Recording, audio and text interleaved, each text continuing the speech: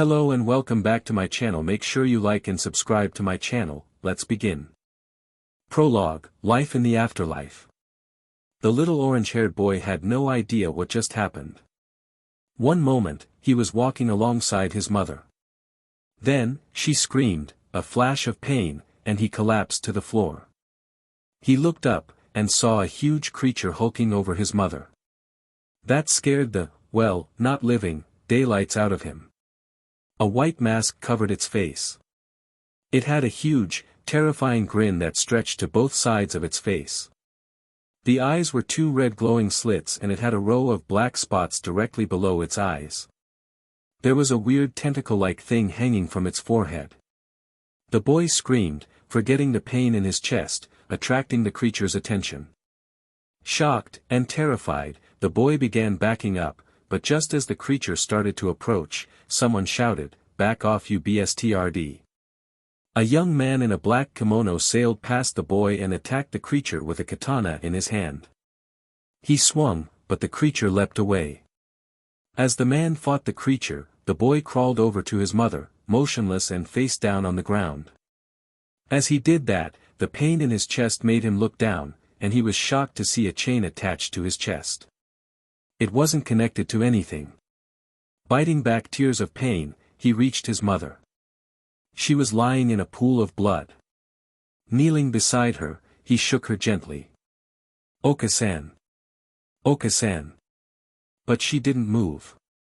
Just then, he noticed someone under her, half covered by her protective embrace. He looked closer, and got another shock. He was looking at himself. So what was he doing moving around? The figure looked asleep, except for the trail of blood on his face. He shook his mother again. "Oka-san. Wake up. You're squashing me." As a kid, he didn't stop to consider how weird that sounded. She didn't respond. He didn't understand why she wasn't responding. She always did. A few seconds later, the boy heard movement in front of him. He whipped his head up, afraid that the creature was back. Instead, he saw the man in the black kimono walking towards him. One of his sleeves was bloody, but he looked otherwise fine. The man knelt beside the boy, and the latter watched him nervously, afraid he might attack.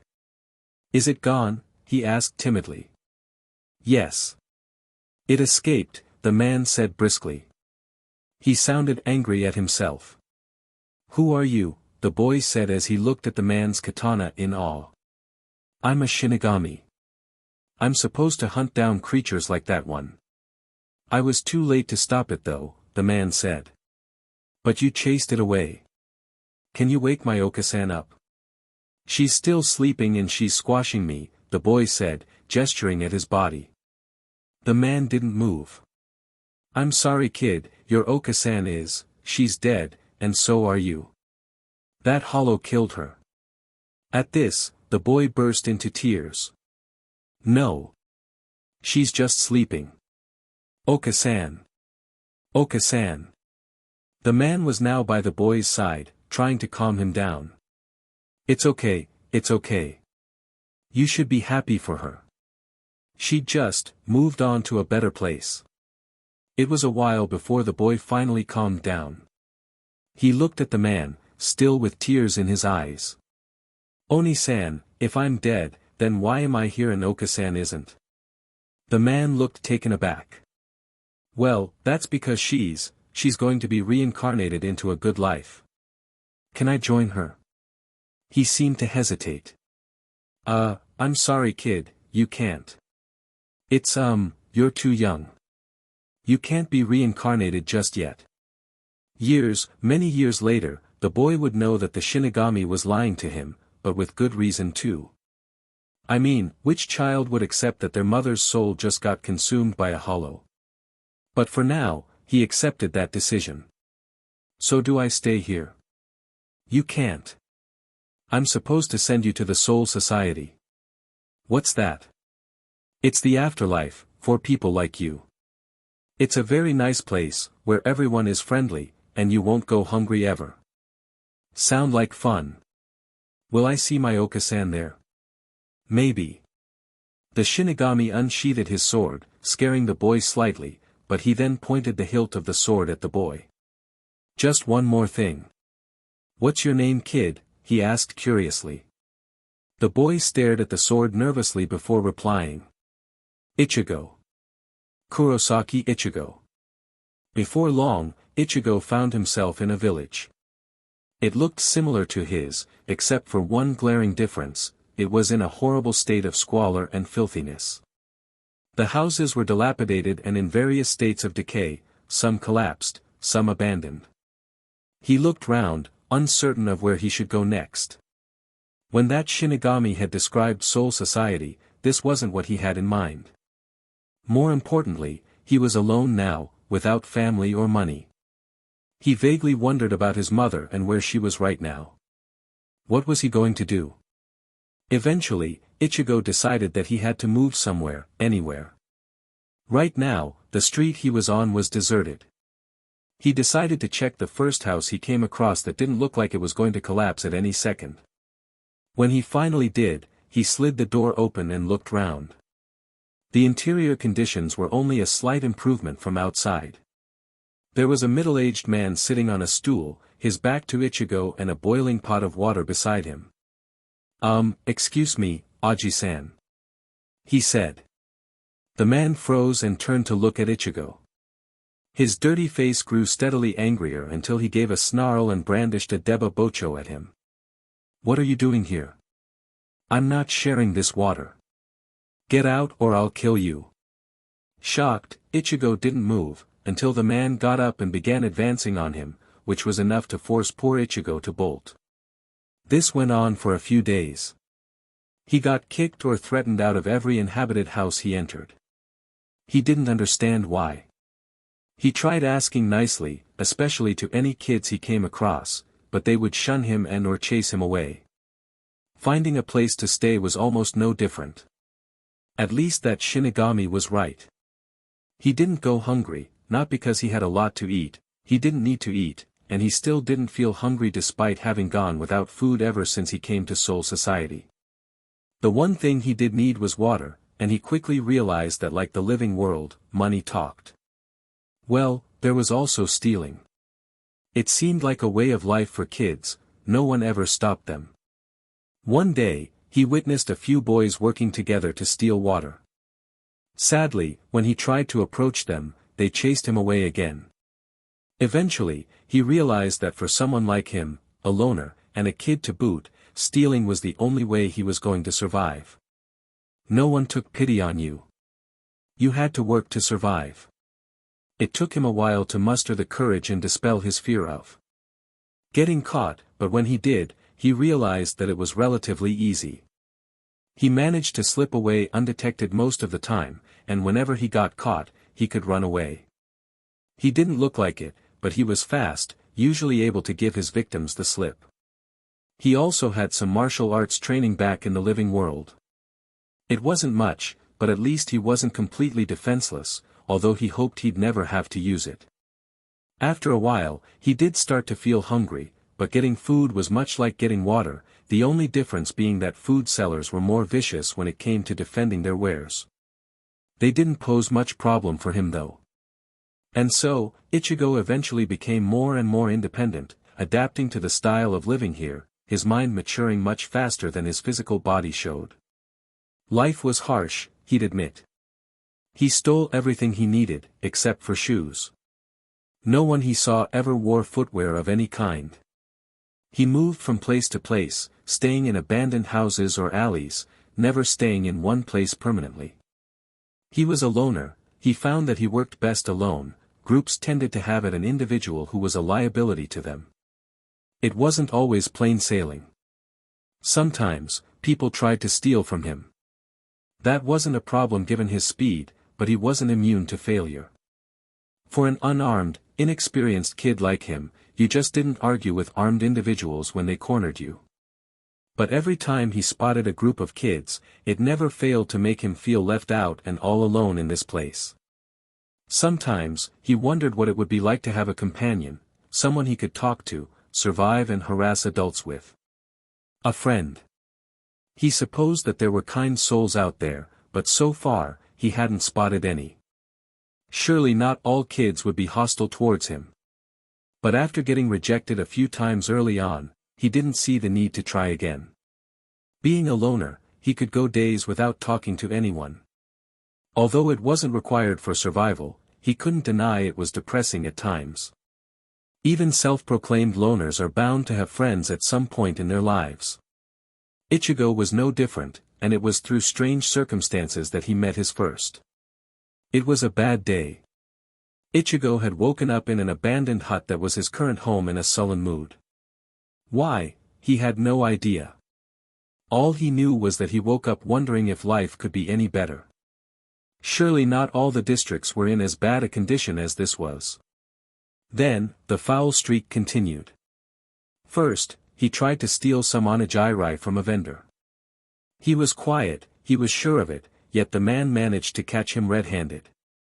Enraged, the man gave chase, and Ichigo would normally have no problems running away, but this time, he tripped and was nearly caught, forcing him to abandon his loot.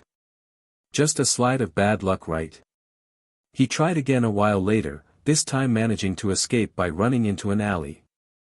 He waited there for a few minutes, eager to return to his makeshift home to enjoy his meal. Unfortunately, when he emerged, he found 3 youths, all boys and all taller and meaner looking than him, blocking the exit. The one in the middle, probably the leader, smirked at Ichigo. "Thanks for getting us our food. Now hand it over." Ichigo scowled. Normally, he would have given in to avoid a confrontation, but this time, he was in a bad mood, so he wasn't inclined to surrender without a fight. Suddenly, one of the youths pitched forward and fell flat on his face. Surprised, all heads turned to look, and Ichigo saw a raven-haired girl that looked no older than him standing on the fallen youth's back.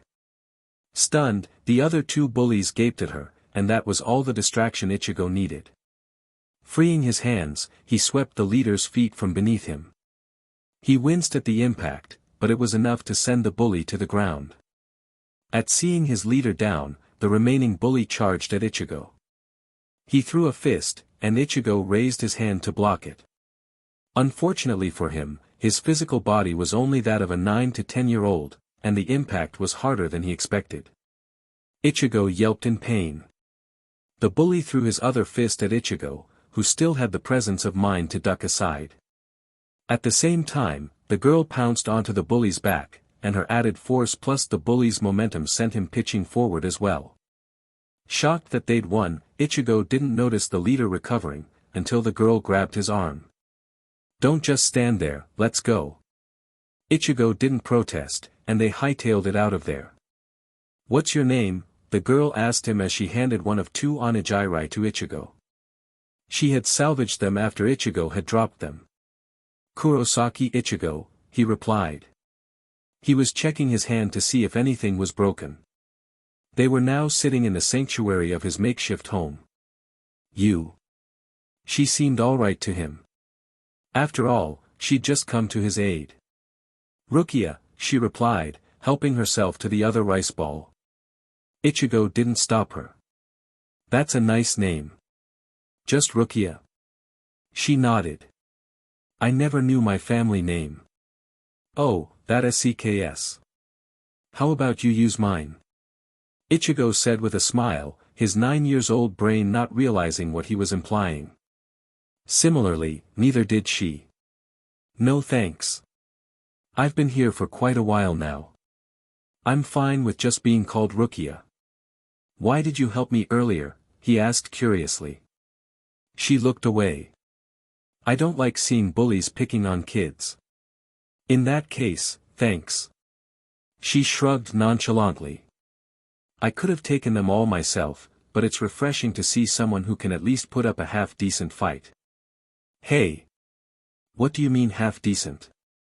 "I took down the leader all by myself," he protested. She smirked back. "Yeah, and you were screaming like a girl back there." He wanted to retort, but chose to hold back. After all, he hadn't had a proper conversation in a while, and he didn't want to scare or anger her, afraid she might leave. "How long have you been here?" Rukia asked. "I'm not sure. A few weeks. I lost track a while back. She looked surprised. That's interesting. You seem to have adapted well.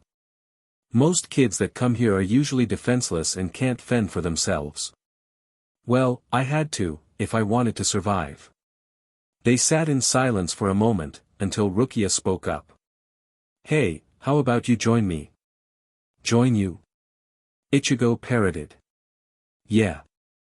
I move alone too, but I think we can work better together, especially since you seem to be able to take care of yourself.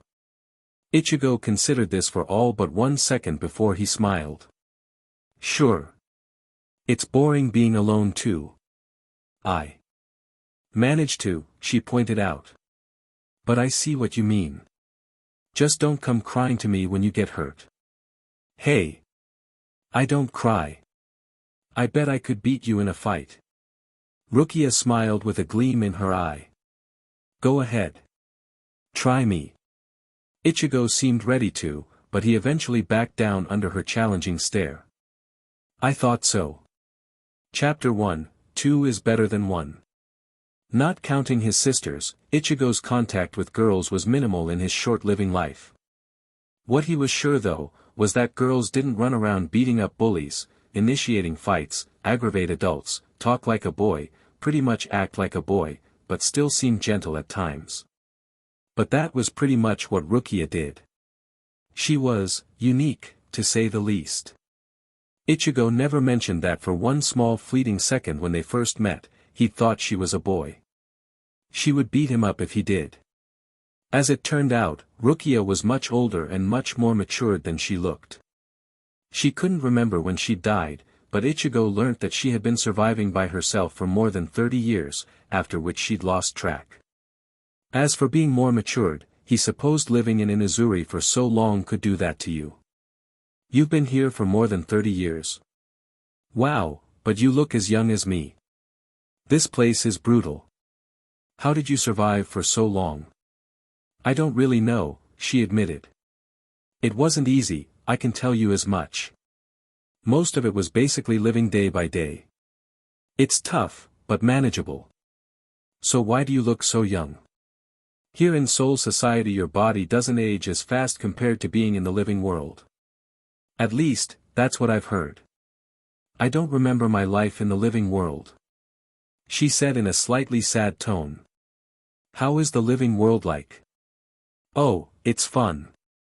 Ichigo said, but when he started to draw out memories of his limited human life, he paused.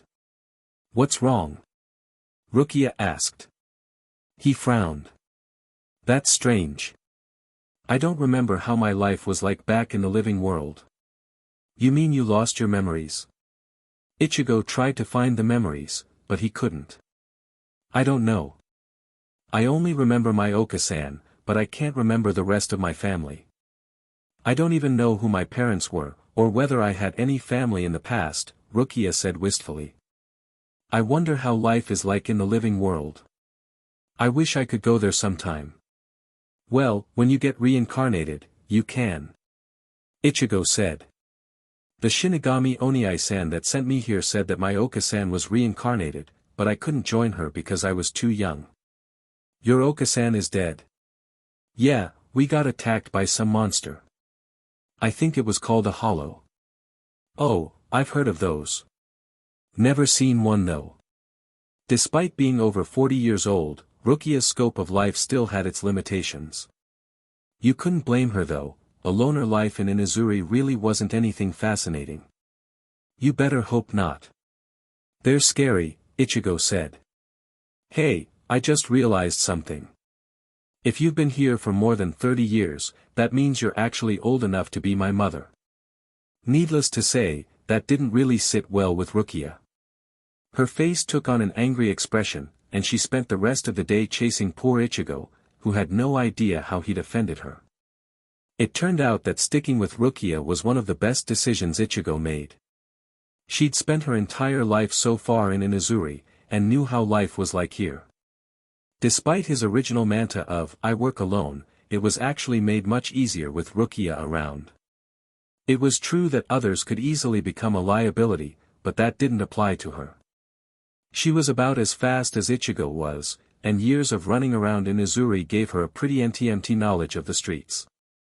She knew the shortcuts, dead ends, and good hiding spots, and so through their combined efforts, the going was at least easier on them. They didn't need to look out for one another. Well, they did, but they didn't need to worry about the other hindering them. They could each handle themselves without the other having to constantly protect them. Well, on paper, it looked like a potential disaster: 2 children, each capable of living independently, moving around, living with and supporting one another. But somehow, they made it work. Their old methods were similar: stay at one location for a few days, maybe less, then move on again. It didn't matter if they frequented a location before, the district was huge, and they didn't dare venture into other districts, not knowing if the conditions there would be better or worse. They never had any personal belongings, it would weigh them down. Whatever they required, be it food or water, they waited until it was needed before getting it. No sense taking more than necessary. Besides, they both didn't enjoy stealing, but it was a requirement to survive in this district. In fact, having a partner in crime was extremely effective too. Tired of simply just taking and running, they came up with all sorts of elaborate but ridiculous schemes to get their supplies. It mostly revolved around either one of them acting as a decoy while the other got what they needed. "Is that all you've been doing?" Ichigo asked Rukia one day as they hid out in a small cave. "What do you mean? You've been around for so long. Is that all you've been doing? Surviving?" "Pretty much." "Why? Isn't it boring?" "I mean, all we're doing is just surviving. Isn't there anything else we can do? What else did you do all this time?" "Well," Rukia said as she glanced out of the cave, "I do try and help out other young souls from time to time. See, young souls are at a disadvantage when they come here. Most of them can't fend for themselves, and if they have no one helping them or are alone, they're in trouble. You're one exception of course, and it doesn't really apply to me since I've been doing this for a long time. It's already hard for us to survive. Having to take care of an extra person just means more work, especially since most of the adults reject us kids. Well, not all of them. Some do, but they are few and far between, and even they have their limits.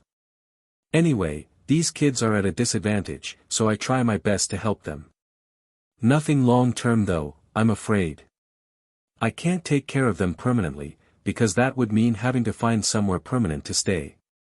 But I haven't seen you help anyone else so far, besides me," Ichigo pointed out. "True. I only try to help any kid in distress I come across.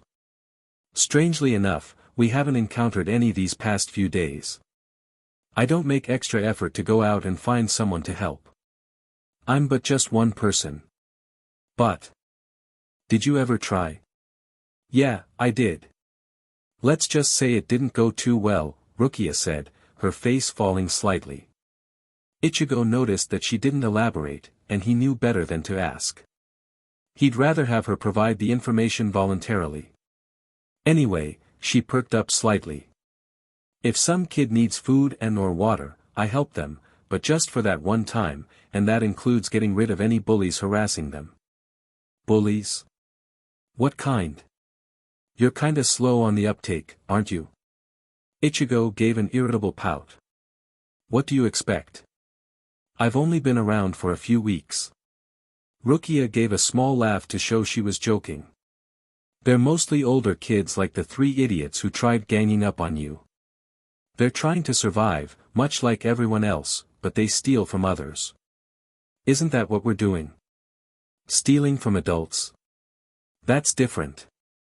Those stall vendors have so many wares, yet they refuse to share with us kids. Not only that, I believe some of them stole the goods they're selling in the first place. Besides, we only take what we need. Nothing more. Bullies on the other hand steal from other younger kids, sometimes through violent means, probably because it's easier, which is why I call them bullies." "Oh yeah, I fell victim to them a few times," Ichigo said. "But only because they were armed," he added after seeing the look that Rukia was giving him. "That's okay. So did I at first. Most of them are weaklings and don't pose much problem. A few groups are dangerous though, especially when they're armed. Either way, they steal from kids who are already having a hard time themselves. So what do you do? Fight them? What else? She replied. We all have similar problems, but they choose to solve theirs at the expense of some poor defenseless kid. But what if they're armed? You could get hurt, or worse, killed. Rukia sighed. Which is why I say it isn't always possible. But I have to try, right? Ichigo didn't answer immediately. In that case, let me help you. Her eyes widened. What? No. It's dangerous. Don't be ridiculous, Ichigo scoffed. You've been doing it too, no? Let me help. In case you've forgotten, I can fight too. Okay, not as well as I'd like, but that's not the point. I just didn't want to avoid any unnecessary confrontations. Besides, 2 is better than 1, right? I guess. I'm also not as skilled as I'd like, but with the element of surprise, I can take down 3 or 4 easily. Well, you can bump that number up to 6 or 7 with me around. Ichigo said proudly. A little full of yourself, don't you think? But whatever you say. Strawberry, Rukia smirked. Of course. Wait, what? What do you mean strawberry? He asked in confusion. Isn't that what your name means? Strawberry? Ichigo looked scandalized. What? No. My Oka-san said my name means, to protect. Well, I think strawberry sounds cute. No way. Don't call me that you. He stuttered, trying to think of a good enough comeback. You midget. This time, it was Rukia's turn to look affronted. What? She cried in disbelief. You're just as short as me. He smirked back. Maybe, but when we're older, I bet I'll tower over you by a foot. In fact, I think I'm already taller than you by a bit. Ichigo didn't see how it was fair, after Rukia had gotten tired of chasing him, that she was allowed to threaten him with near-death treatment. After all, she was the one that had started it first. But either way, she eventually relented, but not before warning him that she would not cover his butt if he got in trouble. Still following Rukia's lead, Ichigo didn't get to see any action for another week. During this time, she demonstrated to him how she fought. Much like him, Rukia was nimble and had fast reflexes, which adequately made up for her lack of formal training. She liked to use the element of surprise, and he could see how this worked to her advantage. A small, gentle-looking girl who was anything but, who would ever think that she could pack a punch. In the end though, her method of fighting was pretty unrefined, so Ichigo took it upon himself to teach her what little he knew, or remembered. It wasn't much, but it was a start. One day, it was business as usual. Ichigo had collected a few pebbles in his hands and they were about to put their plan into action. Okay, remember. If you really want to PSS him off, destroy some of the food. That'll definitely set him off. I know, Rukia, I know, Ichigo said with a roll of his eyes. This isn't the first time we've done this. If there was one thing the adults hated more than stealing kids, it was destructive kids, and Rukia and Ichigo often exploited that. Using anything they could think of, one of them would catch the stall vendor's attention, shortly before destroying their stall some of the goods. This would result in the owner giving chase, leaving the other one free to make off with their loot. It was simple yet effective, yet they didn't see anyone else using the same method. A short while later, after giving his pursuer the slip, Ichigo made his way back to the alley that was their rendezvous point. When he entered, he picked up raised voices. One of them was most definitely Rukia's, but he couldn't hear what she was saying. As he got closer, a scene panned out in front of him. Rukia had her back against the wall, an arm protectively placed across a small scared-looking child who looked no more than 5 years old.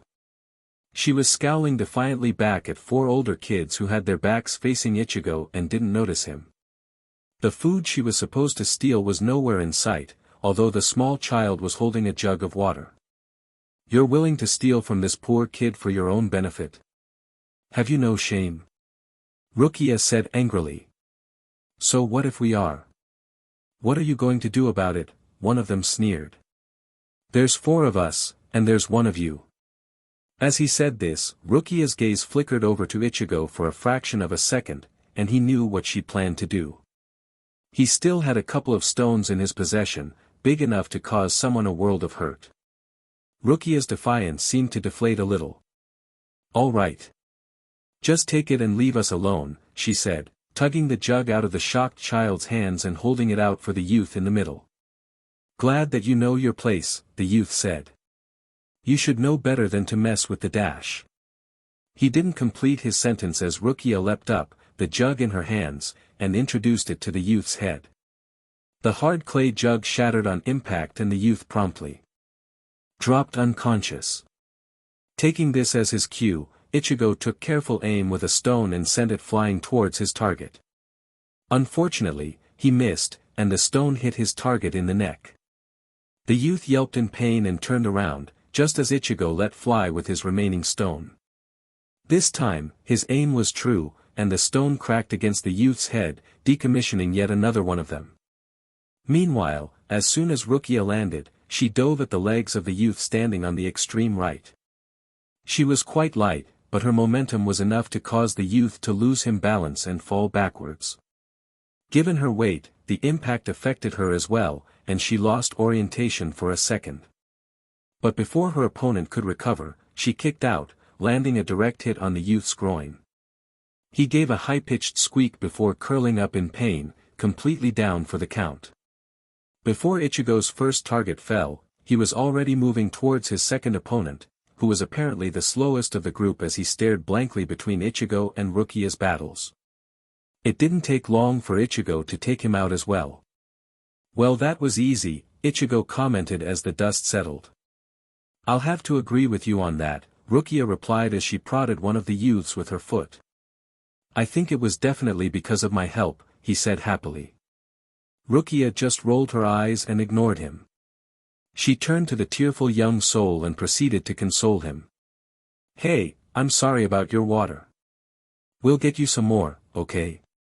Later that night, Ichigo was reflecting about the day's events. Why did he only want water, he asked Rukia. He said he hadn't gone with food for more than 5 days, but he still wasn't hungry. "We usually go hungry after every 3 days. She shrugged. "Beats me. I've noticed that as well, most of the young souls I help usually need water. Very rarely do they ever need food. I feel kinda bad for leaving him. He looked so helpless, I had half a mind to take him in as well," he said to Rukia. "We always could, but that would be counterproductive. That was the same feeling I got initially, and if it were just 1 or 2, that might be easy enough. But once we start taking in young souls, I for one would be tempted to take in more, and pretty soon it'll be too much for us to handle. I'd rather help wherever I can, whenever I can, rather than making a difference to some of them and have to turn others away." Ichigo sighed. "I wonder how life's like in the other districts. Is it as harsh as in Inuzuri? Who knows? I've never wandered out of this district before, although I heard that there are 80 in total. If only there was some way we could make a larger difference," Ichigo said. "Not only to the young souls, but to the adults as well, so they will stop trying to chase us. Right now, I wish that were so too, but I always come up blank," she said. "Maybe we can think of something in future." Ichigo looked over at Rukia and smiled. Despite the bleak and harsh lifestyle he was forced to lead, he was glad that he could at least have someone to share the hardships with. He could look out for her just as much as she could look out for him, and who knows? Maybe in the future their lives would take a turn for the better. Chapter 2, Making a Difference. So that was how the afterlives of Ichigo and Rukia panned out for the following months. It wasn't really that different from before, but they now had something more meaningful to do, helping other young souls in need. Although Ichigo occasionally thought about his mother, he was well and truly settled here, and he stopped trying to recall his other family members, if he had any. So there they were, two young misfits who met under strange circumstances, and were now making it a point to help other young souls in need, making it easier for them to get through the afterlife. They worked well as a team, and despite their different origins, they were inseparable. One of them had experienced how horrible it was to be young, alone and defenseless in this district. She sometimes wondered how she'd survived, but the fact remained that she did. Why let others suffer the same fate? The other thankfully hadn't experienced the same issue, but he took it upon himself to help the young kids, especially when it came to protecting them from other forms of low lives. After all, wasn't he supposed to protect? It was harsh at times, yet they were contented enough. Yet so far, they hadn't encountered a hollow, not that they ever wanted to. At Rukia's recommendation and warning, they hid whenever they could hear the distant roar of a hollow. So who takes care of these hollows anyway? Ichigo asked one day as they took refuge after hearing a very distant roar. According to Rukia, it was best to hide if they ever heard one, since they were dangerous. She too didn't know it could consume souls. The Shinigami do, although I haven't seen one in a very long while. Shinigami? You mean like that Oniai-san that sent me here? He had a katana and wore a black kimono. You mean there are more of them? I think they called it a shihakusho, and yes, there are more of them. I've heard that there are hundreds, if not thousands of them. Wow! Ichigo said in awe. I wonder how it'll be like to be one. Yeah, me too, although I've heard that you must have some sort of special power to be one. There's a name for it, but I forgot what it was. Oh. Ichigo said with a slightly crestfallen look. I doubt I have it. He was slightly disappointed that he couldn't be a Shinigami, so he dropped the subject. This carried on for a few more weeks. Despite the hardships faced, after he'd more or less adapted to life in soul society, he was surprisingly contented with how life was right now. After all, he had yet to experience the sheer brutality of the afterlife. Besides, he hadn't been beyond the district, so his still slightly childish mentality did not have a better alternative lifestyle for him to compare with. But, in a district like Inuzuri, it couldn't stay that way forever. It was like any typical day for the duo. Well, almost. Ichigo, what are you doing with that stick? Rukia asked as a strange sight greeted her. Said boy was standing in a small open patch of dirt and had a long, thick and sturdy-looking stick in his hands. He was swinging it around haphazardly, not exactly paying attention to his surroundings. He stopped in mid-swing when he heard her and turned. Hey Rukia, what's up? He said before turning round again, and with a cry, he jabbed the stick hard into a poor battered sack that was sitting on a tree stump. It looked like it was filled with something heavy, because it simply flopped over backwards instead of getting pushed off the stump. What are you doing swinging that stick around? Rukia repeated, eyeing the offending appendage warily. And where did you get it in the first place? Can't you tell? This is my sword, he said with a gleam in his eye as he walked towards her. I found it in the woods. I think it must have fallen from a tree or something, it still had branches on it and I had to pull them out. That still doesn't explain what you're doing with it, she said as Ichigo held up the stick for her to inspect. She could see the small lumps from which thinner branches had indeed been ripped from. I'm training, he exclaimed. I've decided that, special power or no, I'm going to become a Shinigami when I grow older. Here, watch. Without warning, he gave a loud yell and raised the stick high into the air, as if about to bring it down on Rukia's head. Caught off guard, she screamed in surprise and flinched, only to hear Ichigo burst out laughing. She looked up and saw Ichigo lying flat on his back and laughing hysterically, the stick lying forgotten by his side. Haha, you should have seen the look on your face. Haha, that was priceless. Did you really think I would hit you? Haha. Oh man, that was hilarious. As he continued laughing, he didn't notice Rukia's eyes narrow in annoyance.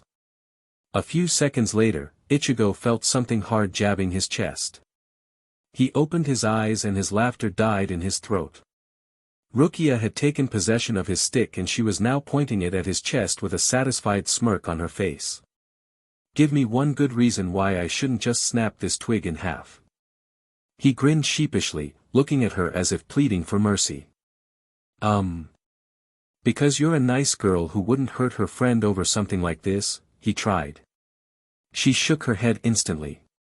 Nice try. I'm snapping this twig in half, not you. Then you're hurting my feelings, he tried again. Should've thought about that before scaring me, right? She said with an even bigger smirk, and with that, she removed the stick from Ichigo's chest and grabbed both ends. Her leg tensed and she raised the stick up, ready to snap it on her knee. No. Wait. I got you one too, he said desperately, waving his arms frantically. Too late, she said cheerily, and brought the stick down towards her knee. No, he wailed, wincing as he waited for the snap that would signal the end of his prized possession. But it never came. Rukia had stopped the branch just centimeters from her knee, and upon seeing Ichigo's confused expression, she said, You scare me, I scare you back. Now we're even. She dumped the stick next to Ichigo. Let's go, Strawberry. Stop lazing around. You better not be lying about having another one for me. I said stop calling me Strawberry. It turned out that Ichigo did find another stick that was just as sturdy as his. He couldn't tell, but it looked like it came from the same tree as his weapon. The only difference was, Rukia's one was noticeably shorter than his. He chose to give her the shorter one to pay homage to the nickname he gave her, even though she still wasn't all that short compared to him. Fortunately for him, she did not catch on to his jibe at her. Later, with nothing much to do, they were walking on the streets. Ichigo still had the stick in his hands, but Rukia left hers in their hideout. Was there really a need to bring that? She asked. Well, maybe not, but with a weapon, people won't mess with us. I mean, aren't we the same? We generally avoid any group who are armed, although if it was just one person, that won't be much problem. Like this, people know we mean business. I suppose you have a point, but you do realize that all the stick would do is knock someone unconscious. It has no cutting edge or point, and it is made of wood. A simple metal knife would be able to slice through that like water. True, but I'm not going to give them a chance. They should know better than to mess with me, he said confidently. She rolled her eyes. If you say so. But, perhaps we could make it a better weapon, like sharpening the tip or something. She wondered out loud. Just then, they heard a strange noise coming from an alley. It sounded like whimpers, but there was also a rhythmic thumping sound. Ichigo frowned. Is that, a child? Instead of answering, Rukia started into the alley, and Ichigo followed close behind. As they proceeded, the cries and thumps got louder, and they could also hear a gruff voice speaking. That'll teach you to steal from us, the voice said. Then, a few laughs were heard, and the cries got louder. The two of them quickened their pace. When they reached the end, a shocking sight greeted them. A young soul was lying on the ground and huddled to the corner of the alley, 4 older kids towering over him, all with metal rods in their hands. 3 of them were laughing as the 4th of their group repeatedly pummeled the young soul. He was bloody dirty, and whimpering in pain. So you think it's okay to steal from us, he said, hitting the kid yet again. No, please. I just wanted some water. The child gasped in pain. Well then get it yourself. This is ours, and we're not sharing, and as he said that, the youth landed one blow on the kid's head, and he cried out one more time before he stopped moving. And still the youth didn't cease. The duo stood there in shocked silence. Ichigo was enraged. All the young kid wanted was some water, and they couldn't even give him some. It was a hard decision, but they usually avoided getting involved in armed brawls. It was dangerous and much more damaging if they got hit. But this was too much. The kid was already unconscious and they were still hitting him. He could tell that Rukia too was angered by their behavior. Unfortunately, she was at a disadvantage, since she wasn't armed, and in some sense, so was Ichigo. All he had was a wooden stick, which surely wouldn't be able to stand against a metal rod. But right now, he didn't care. All he wanted to do was cause them as much pain as possible. "Hey! Assholes," he yelled. That caught the attention of everyone, including Rukia. "Ichigo," she hissed. "What are you dash?" But he cut her off. "All this kid wanted was some water. Can't you even share? You're all bloody animals," he shouted, gesturing with the stick in his hand. The gang was undeterred. "What's it to you? What we do is none of your business." "What are you going to do about it?" one of them jeered. The others nodded their heads in agreement and sneered at Ichigo. "I'm going to make you pay," he said as he glared at them. He didn't care what was going to happen to him. All he knew was that they couldn't go unpunished. At that, the youths burst out laughing. "You want to fight us?" "Oh, we're so scared," one of them said, and a fresh peal of laughter rang out. "Hey, I think we better do as he says and give that kid some water," one of them said. Then, he took a jug and headed towards the young kid, who was still motionless. Ichigo tensed, wondering what they were going to do, and Rukia did the same. Right now, they knew a confrontation was inevitable. The youth stood over the kid and turned back to Ichigo and Rukia. He smirked as he said, "Don't hurt us, please. Look, we're giving him water," and to the duo's shock, the youth emptied the jug onto the kid, drenching him with water. The young boy still didn't move and now Ichigo feared the worst. A fresh outbreak of laughter erupted. "Sorry, I tried. He didn't want it." "How ungrateful can he be, eh?" the youth said, nudging the rest of his buddies. Ichigo snapped. They'd tortured and humiliated the poor kid, so to him, that was the final straw. Right now, he poured all his anger out and into the stick he was wielding, willing it to cause as much pain as it could to those sorry excuses for souls. As he did, he felt a strange sensation stirring inside him. He felt stronger, more alert, and rejuvenated. He had no idea what was happening to him, but at that moment, he felt great, as if nothing could stop him. He geared himself to attack, not noticing that he was now glowing with a faint bluish-white aura that extended to envelope his weapon. One person did though. Rukia felt rather than sensed something emitting from Ichigo and turned to look at him. "Ichigo, you have," she said in surprise. He didn't hear her. His ears were locked onto the jeers of the gang, who were still laughing and congratulating the one who had doused the kid with water on his ingenious idea like he was some sort of war hero. "Let's even things out, shall we?" Ichigo said to Rukia in a low voice. "Let me get you one of their weapons." She didn't protest or try to stop him. Instead, she braced herself and said, "I'll wait for your cue." All this while, the youths weren't paying any attention to Ichigo, probably thinking he wouldn't retaliate. Energy coursing through him, he charged at the group, aiming for the one responsible for the water. He never knew what hit him. The stick connected with his head with force, more than was expected from the swing of a child.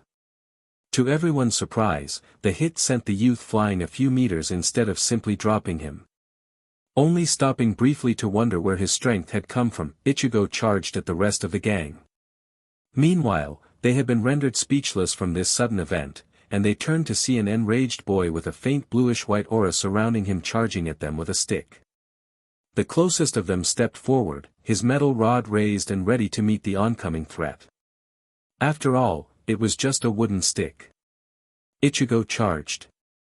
His gait was clumsy, his charge awkward, and anyone with any form of weapons training would have been able to exploit his flaws. But seeing as these were just common souls, none of them did. Ichigo swung upwards, and his opponent moved to block it. When the two weapons collided, instead of the wooden stick cracking or getting stopped, the impact knocked the rod from the youth's grasp and it flew behind Ichigo. "Rukia! Catch!" he yelled as he aimed a kick for his opponent's shin. His opponent dropped to his knees and yelled in pain, and even that was cut short as Ichigo slammed the stick into his chest, sending him flying back. Rukia caught the rod, and she entered the fray. Together, they were able to make short work of the remaining youths. The one up against Ichigo had it much worse. Up against a young boy whose anger was somehow being channeled into his attacks, in the form of a weird aura, he stood no chance. A few minutes later, all four of them were unconscious on the ground, the one who engaged Rukia being the least worse off. The aura had dissipated from Ichigo, and he was now panting heavily. "DMN those idiots. I feel like I'm letting them off lightly," he said. "Careful, Ichigo. Don't do anything you'll regret later," Rukia said, tossing the metal rod to one of the bodies, making sure it hit the head. He held his hands up. I'm fine. Quick, let's go check on that kid." To add to their ever-growing dread, the young kid had not even stirred throughout the entire fight. His entire face was completely covered in blood, made to look even worse from the water. Rukia knelt down beside him. "Hey kid, are you okay?" She trailed off when she looked closer at his head, and the horrible sight that greeted them. His entire scalp was bloody, and she could see that part of it had slightly given way. "Is he?" Ichigo said. Rukia closed her eyes and nodded. He sighed, "DMN those BSTRDS. They shouldn't even be alive now. However tempting that sounds, it's not going to change anything." She stood up. "We ought to give this kid a proper burial. It's the least we can do." "We could also break all their legs," Ichigo suggested. Rukia didn't comment. Later that night, Ichigo was still troubled by the day's events, but Rukia seemed to be handling it better. "I suppose you've seen this happen before?" he asked as she sat down beside him. She didn't immediately answer. "Remember when I told you that I tried helping everyone before? Yeah, you said things didn't go too well. Was this what you meant?" She nodded. "Back then, I went all out to do everything I could to help others. I searched for kids to help. It was fine at first, and very satisfying to know that I could help others. Like you, I also hadn't come across how savage others could really be. I was too busy fighting for my own survival. One day, I chanced upon a similar situation. The only difference was, this time, there were 6 of them, they were beating up 2 kids, and there was only one of me." "So did you fight them?" "No, I ran," Rukia said guiltily. "I was scared to intervene, scared that they would kill me too. So I hid and waited for the bullies to leave before going back to check on the 2 kids. They had been beaten to an inch of their afterlives, and nothing I did could help them. They died before the sky even became dark. You couldn't have saved them even if you tried. You would have been overwhelmed by that many people. I know that, but sometimes it feels as if I'm just saying that to satisfy my conscience." She sighed again as she looked out into the night sky. "Up till now, I just wish there was something we could do to help everyone. You and me both," Ichigo said. "I wonder how life is like in the other districts. Surely it can't be as bad as here. It's hard to say. Maybe someday when we're older, we can leave this place and go live someplace else. We could always become Shinigami," Ichigo suggested. Rukia simply gave a noncommittal shrug. "Maybe. Who knows if we're even qualified for it?" "Well, it won't hurt to try," Ichigo said as he got up. "I think I want to go sleep now. I feel unusually tired right now." So, they retreated back to the safety of their cave, all thoughts about bullies, Shinigami and bluish-white auras kept and stored for another time, maybe when they were awake. Chapter 3, Black, Orange and Red. The next day was strange. Ichigo woke up feeling different. He didn't know how, or why, just different. "Hey Rukia," he said. She looked at him questioningly. "Do I look any different?" She frowned. "What are you talking about? You look the same as usual." "Why?" "I don't know, I just feel different somehow, like there's some sort of energy inside me. I've been feeling it ever since the fight yesterday." Rukia's eyes brightened at that. Oh right. Thanks for reminding me. I almost forgot. Forgot what? Ichigo asked in confusion. Do you remember what happened to you before you started fighting? Ichigo scrunched up his face in thought. I know I felt really angry, then before I attacked I felt some sort of energy flowing through me. Yes. Rukia said eagerly. You were also glowing with a bluish-white aura. I didn't know you had Ryuryoku. What? Ichigo asked blankly. Oh, it's something I call as spiritual power, because we're spirits and it's some sort of special power. Here, look. Rukia said as she stretched out a hand, palm facing upwards.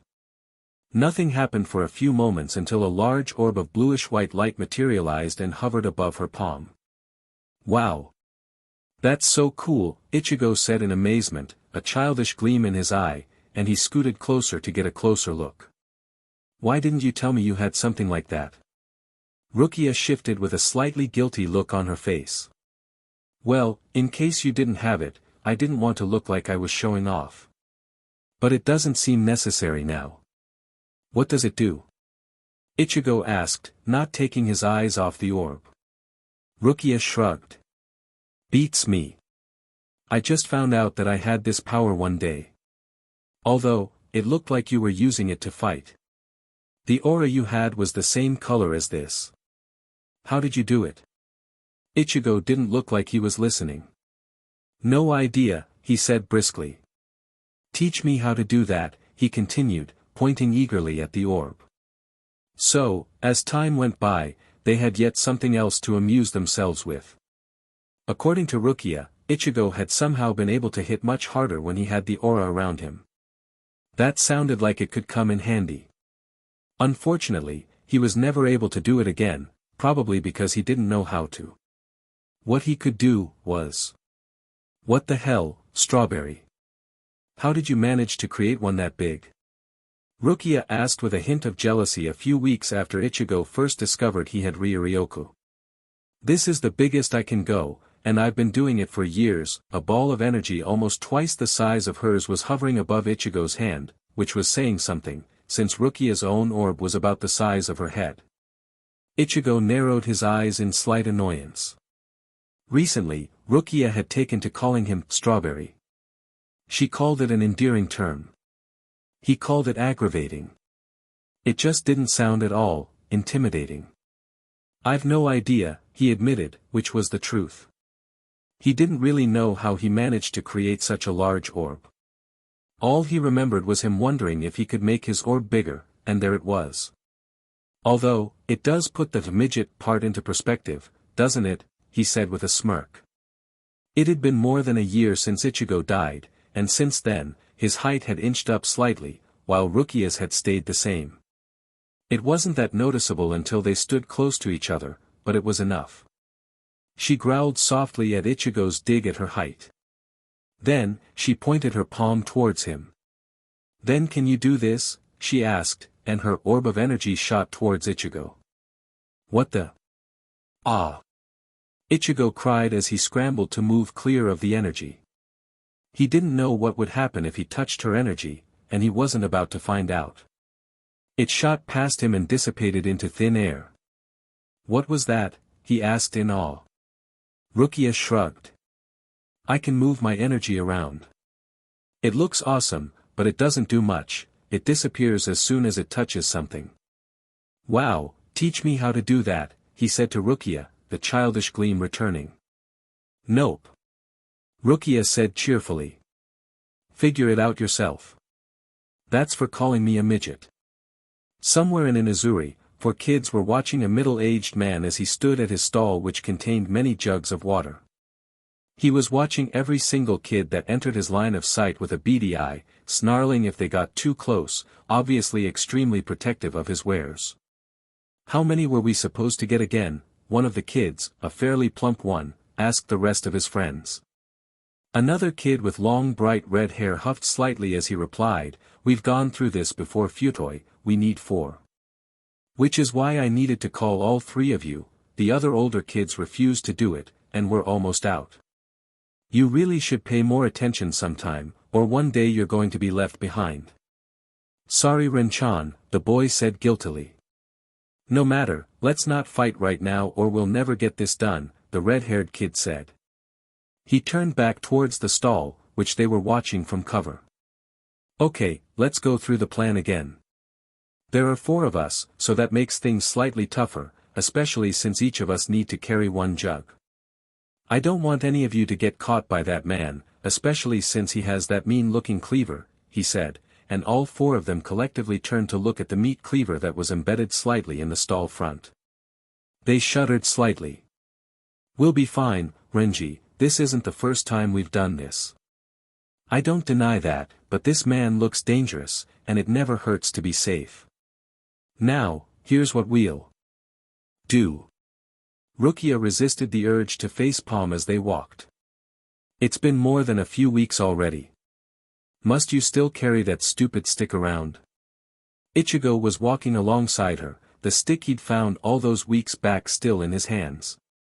It looked pretty weathered, but Ichigo was still carrying it around with him everywhere they went. Well, why don't you give me a good reason why I shouldn't? Because it was a hindrance, so I threw mine away, and so should you. Ichigo gave her a look. How is that a good reason? It's proven its worth before, so of course I still have it. You never know when it has to be called into action again. Whatever, Rukia replied. It looks like it's going to break apart anytime soon anyway. They were out walking on the streets today, nothing much on their agenda today. It was a pretty mild day.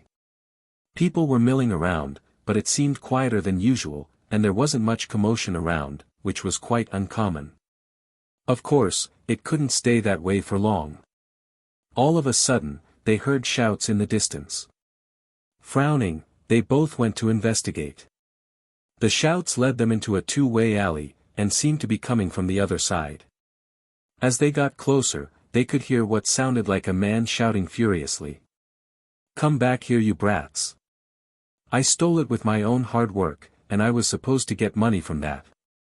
Give it back to me. Just as they exited the alley, 4 kids suddenly rushed past them, each clutching a jar to their chests.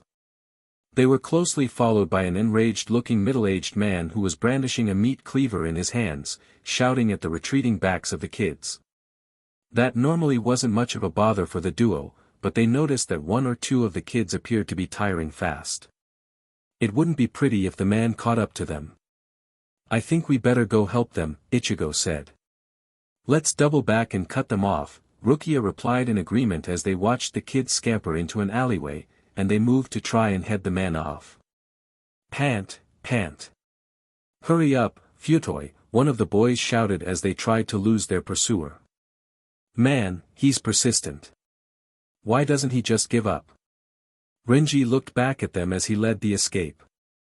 He wasn't as winded as the others, but he hoped the man would tire out soon or just give up. He could only run full sprint for that long. Maybe if you hadn't destroyed most of his other jugs, he wouldn't be so determined to catch us, he directed at one of his friends. How is that my fault? All I did was strap his leg to the stand. How was I to know that it was so flimsy? Behind them, the man shouted. I'm going to count to 10. If you brats surrender my water before that, I might decide to spare your lives. Should we give it back to him? One of the other kids shouted to Renji. Hell no. We need this more than he does. And he's bluffing. Now just keep running. Hurry, he's gaining on us. The man shouted again. All right, that's it. Now I'm going to kill all of you. I don't care if you give me back my water, I'll still kill you. Is that a good enough answer? Renji shouted to his friends. They were so busy concentrating on running away that they failed to notice an orange-haired kid as they ran past him. They also didn't see the stick in his hands. They also didn't see him swinging out low just as the man was about to run past him, hitting him just below his shin, sending him toppling to the ground. Unfortunately, as the stick made contact, there was a sharp crack sound and the stick splintered. Ah! My stick, the boy cried to no one in particular. That got the kids' attention. They stopped and turned round to stare in surprise at the orange-haired kid, who was staring dumbly at the remains of his trusty weapon. "Ren-chan, who is that? Do you know him?" one of them asked. Renji just stared blankly at the boy and shook his head. "All right, who tripped me?" the man said as he started to get up. Suddenly, a black-haired girl materialized above the man and stomped on his head. The man gave a "oof," but she didn't stop there and proceeded to trample repeatedly on his head. After a few moments, the kid stopped, folded her arms and looked at the orange-haired boy. "Well, if you'd thrown it away in the first place, you won't be crying about it now," she said with a smirk. The boy just looked dejected. Then, the girl hopped off the unconscious man and joined the boy, and the duo ran past the group. "Wah! Hey! Where are you going?" Renji called as he regained the use of his voice. "We're getting the hell out of here, or do you want the man to wake up and find you guys still standing there stupidly?" "Ah, sure," Renji hastily replied, and they scrambled after the two of them. "My name is Abarai Renji," Renji said to the boy and the girl when they had all taken cover in an alley. "This is Hinso 1, Futurigishi, but we call him Futoi 2, and this is Segahiki 3, he continued, pointing to tall, shifty-looking kid, the fat kid, and the short one respectively. "Kurosaki Ichigo, and this is Rukia," Ichigo replied. "Thanks for helping us back there. You guys were impressive," Renji said. "Yeah well," Ichigo shrugged. "We make it a point to help other kids in need whenever we see any," he said. "And that man looked like he was ready to kill, and we couldn't let that happen," Rukia continued. "That's strange. If you've been helping other kids, then why haven't I seen you before? Maybe we just didn't bump into each other. We've only been doing this for about a year or so." "Rukia has done it longer than that," Ichigo offered. "Then how did you guys meet?" Segahiki asked. "Oh, I was fighting off some bullies that were harassing me, and Rukia came to my aid. We were both loners with no family, so we decided to stick together. Besides, both our ideologies at surviving were similar," Ichigo said. "Wait, you guys fight other older kids?" Futoi asked. "Someone has to teach them a lesson for stealing and beating up other kids that are younger than them. It's despicable," Rukia said. All three of Renji's friends seemed awestruck to hear her say that, but only Renji seemed to notice it. "Anyway, we never stay in one place for long, so since you guys also move around, it would be harder for us to bump into each other," Rukia added. Renji looked surprised. "Oh, we don't move around. We're permanently staying in a large house on the outskirts of this district." "Why are you guys located there?" Rukia asked in confusion. "That's because the conditions in Inuzuri are so bad that the outskirts are actually in a better condition than inside the district." "You have a point there," Rukia said. Her eyes then fell on the 4 jugs of water they were carrying. "You need that much water?" "Of course not," Hinso said.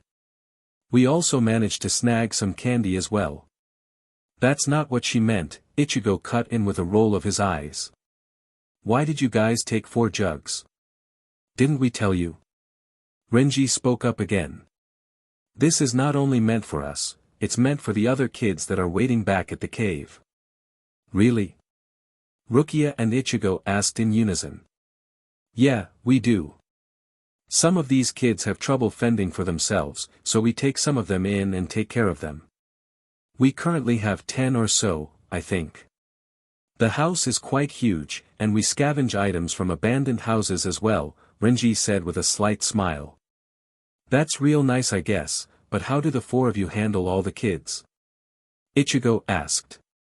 No, we have a couple of other older kids to help as well, but they don't really do it willingly and end up getting selfish sometimes. That's bullying those younger kids.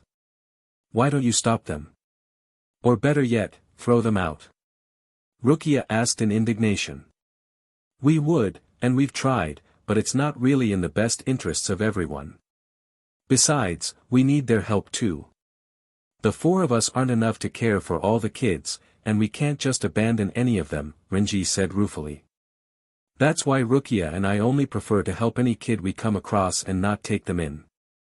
Eventually, we're going to find ourselves overwhelmed, and that's not a good thing since we also prefer to move around. Hey! Renji said as a brainwave occurred to him. Why don't you two join us too? We could use the extra help as well. We've seen what you guys can do, you'll definitely make things smoother for us. Besides, the four of us, Renji gestured to the other three. We're like family too, since we don't have any of our real family with us. We could all be together as a family. I don't know. Rukia trailed off as she looked at Ichigo, and he looked back at her. They were both thinking the same thing. Although it was tempting to join them, they weren't really comfortable with working with others after having so efficiently worked with each other for the past year. Also, their theft attempt was more proof that others might become a liability. Futoi had been lagging behind the rest, and given sufficient time, he would have most definitely been caught by the man, and who knows what he would do to him. But then again, they would be helping Renji and his friends with their workload as well. Should we? Rukia asked Ichigo in a low voice. I don't see why not. We can still help any kid we see on the streets. I suppose this can be considered an extension to what we do. Eventually, they came to a decision and turned back to Renji. Sure, we'll join you, Ichigo said with a smile, one which Rukia had too. Chapter 4, Everything We Can Be. As Renji led the way back to their hideout, Ichigo fell in step with him. You know, you had quite a close shave back there, Ichigo told him. I know, and that was pretty impressive too, what you two did there. You took down an adult. Ichigo dismissed it. It wasn't that hard. He was too distracted by you guys to even notice me. To be honest, I was worried for Futoi, but it would be an insult to him if I excluded him. Besides, we needed 4 jars of water, and it won't make sense to go for 2 round trips when we can just make one. He turned to glance at the other 3 members of his family, who were listening to Rukia with rapt attention while she talked animatedly. Furthermore, they're my family. They've been with me ever since I came here. They were here longer than me, and they took me in when I too was lost in this horrid place, he continued. How long have you been here? Ichigo asked. 5 years. Maybe 10 I think, Renji said. Wow, that means that Rukia is probably still the oldest among all of us, Ichigo said with a smirk. Hey! I heard that, Strawberry. Rukia's voice called out. That wiped the smile off Ichigo's face and transferred it to Renji. Strawberry? Renji asked. That's her nickname for me, Ichigo said grudgingly. According to her, that's what my name means, which isn't true. Every time I ask her to stop calling me that, she refuses. She says it's an endearing name. But when I call her using the nickname I gave her, she threatens me, even though I never threaten her. How is that fair? What's your nickname for her? Renji asked out of curiosity. Ask her.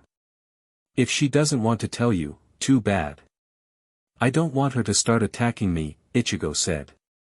Is she stronger than you? Renji asked again. Beats me, Ichigo said with a shrug. We haven't fought all out with each other yet, and I'm not about to try. So can I call you Strawberry? Ichigo scowled at that. Try it and you're dead. I only allow Rukia to do it because she won't listen. And besides, strong or not, she's still a girl, and I won't pick a fight with her unnecessarily. Renji nodded his agreement at that, and they walked for a while longer before Ichigo spoke again. Are you their leader or something? What makes you say that? It seems like they listen to you. You were the one doing most of the talking earlier too. Yeah, then I guess you could call me their leader. Before they found me, they were pretty much aimless themselves. When I joined them, they gradually started to listen to me, but I can't really pick out an obvious reason on why they did. Well, then I guess it's good for them that you came along. It's not a good idea to wander aimlessly in a district like this, especially with bullies around. Thanks for sticking with us though. This might be slightly late, but welcome to our family, Renji told Ichigo. He smiled. Yeah, thanks. When they reached their destination, they saw a couple of young kids milling around outside the house. When they saw Renji, their eyes brightened and they ran up to him. Ren-chan, they greeted. Hold on for a moment, he told them as he set his jar of water down and reached into his clothes. He pulled out a pouch that contained candy and handed it to them. Go share this with the rest, okay? As the kids scampered off, Renji picked up the jug and turned to face the rest. Come on, let's put this inside, he said. Together, the 6 of them entered the house. When they entered, they were surprised to find one of the kids who had greeted Renji on the ground and crying. An older kid was now holding the pouch and standing over the kid. You guys are still young, you don't need stuff like candy. This should be meant for older kids like me, he said, addressing all the other smaller kids that were watching the scene with fear evident in their eyes. Behind Renji, both Ichigo and Rukia watched the scene with narrowed eyes. The young kids all had the same look on their faces, alone, scared and desperate for attention. If left alone, they wouldn't survive for a week, let alone a month. They realized that while it was commendable of Renji to take them in, they shouldn't be allowed to suffer at the hands of anyone else. The bullying had to stop. Ichigo moved to stand next to Renji while Rukia walked forward and towards the older kid. Renji's eyes widened when he realized what she was going to do. Is she? He said to Ichigo. Don't worry. She's more than capable of handling him, Ichigo said. But why don't you do anything? Renji sighed. As I've said, I need his help. The 4 of us isn't enough to take care of all these kids. But don't you need to help Rukia? Nah, she can handle it on her own. Watch, he said.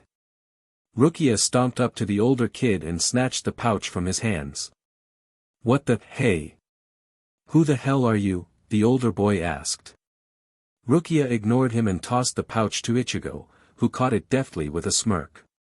Hey!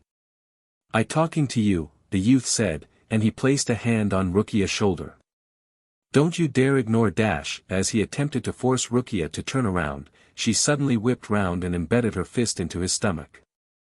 Oof, he grunted, and dropped to his knees, but Rukia didn't stop there, and kicked out at his chest, sending him sprawling on the ground. Ow!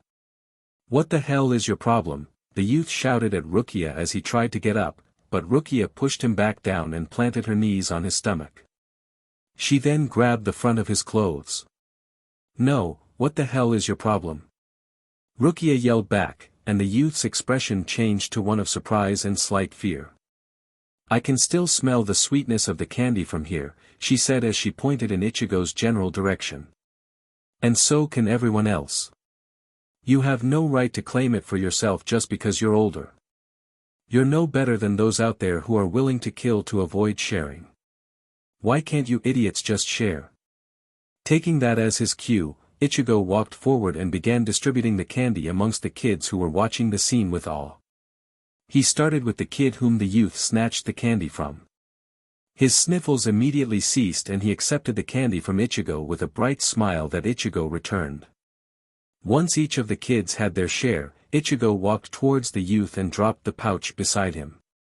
It landed with a soft thud, indicating that it wasn't empty. There's still a couple left, was all Ichigo said, but his implications were obvious.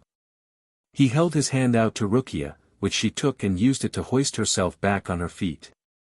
I don't need your help, she grumbled, but she no longer looked angry. Sure you didn't, Ichigo replied, and together they walked off. Sorry about that, Renji, he said to the red-haired kid as he and Rukia exited the house. Renji didn't seem to notice that the 2 newest additions to his family had just walked off. He stared at the older kid, who was painfully getting up, all dignity lost. It was only until Hinso spoke up that he snapped out of his daze. Hey, where are Rukia-chan and Ichigo-chan going? Huh? He looked round and the 2 were nowhere in sight. Alarmed and afraid they'd left, he made a beeline for the door. Outside, Renji breathed a sigh of relief when he caught sight of the both of them. Rukia was up in a tree, and she was scanning the foliage while Ichigo stood below and looked up at her. Upon closer look, Renji saw a couple of apples in his hands. As Renji approached, Ichigo turned round and caught sight of him. "This tree is full of apples. Did you ever pick them?" "Huh?" Renji stuttered. I never noticed." Ichigo smirked. "Thought we were going to leave?" "Well, you two did walk out dramatically, so I thought." "Don't worry, we won't leave you guys in the lurch," Rukia called from above. "We're not that horrible. Besides, someone has to protect those young souls," she said as she continued searching the tree. Spotting something, she reached out and plucked an apple from the tree. "Here, strawberry. Catch," she said as she tossed it. "I said don't." "Ah, never mind, what's the point," Ichigo said in resignation as he caught the apple. "You really shouldn't let her boss you around so much," Renji sniggered. "And risk her hitting me?" "Not a chance," Ichigo scoffed. "And as for laughing at me, you're not going to receive a share of these apples." "What?" "Come on, it was just a joke," Renji said desperately. It didn't take long for Rukia and Ichigo to be accepted as part of the group. At first, they didn't really want to be tied down by others, but apparently, it wasn't as bad as they'd made it out to be. But to their surprise, the rest took to them very quickly. Well, more so on Rukia's part, the others usually listened to her without question, much to Ichigo's amusement. He was the only one who bothered disagreeing with her, even if it was just for fun, and at the risk of stirring her ire. Renji did so too, but to a much lesser extent. True to Renji's prediction, with the duo's addition to the family, the going was made slightly easier. But even through this phase of their afterlives was something new, nothing entirely special happened, until a few months later. The first thing the group noticed was the increased bustle and activity. That wasn't such a bad thing, but in a place like Inuzuri, an increase in activity usually meant an increase in violence. However, it didn't seem like it in this case. There seemed to be a tinge of excitement in the air, and people seemed to be headed in a general direction. "We should go find out what the commotion is all about," Rukia suggested as they watched adults walk past them, completely ignoring them. "We should, but let's wait for Segahiki to return first," Renji replied, but Rukia didn't seem to be listening. "Ichigo, are you okay? What's up with you?" Rukia said. Everyone looked at him and were surprised to see the normally energetic kid leaning against a wall and looking slightly off color. He waved them off. "No. I'm fine. It's nothing, just feeling slightly ill, I guess." Rukia would have interrogated him longer, but Segahiki chose that moment to reappear. He appeared to have caught the atmosphere and was looking considerably excited. "Hey guys. I heard that someone from our district got accepted as a Shinigami. He's about to leave for the Siriidii soon." That got everyone's attention. Something like this didn't happen very often. In fact, according to Rukia, she couldn't remember the last time it had happened, and she had been around the longest. "What's this Siriidii you're talking about?" Ichigo asked curiously. His interest was piqued, and he promptly forgot about his queasiness. "Oh, didn't I tell you before?" Rukia said. "It's where all the Shinigami stay. It's very far though, which is why you almost never see them here." "Then what are we waiting for?" "Let's go," Ichigo said. But they had only taken a few steps when Rukia suddenly winced and placed a hand on her head. Renji noticed first. "Rukia, are you okay?" Suddenly, a slight pain shot through his head and a weird sensation appeared in his stomach. The whole group stopped. "Are you guys okay?" Hinso asked.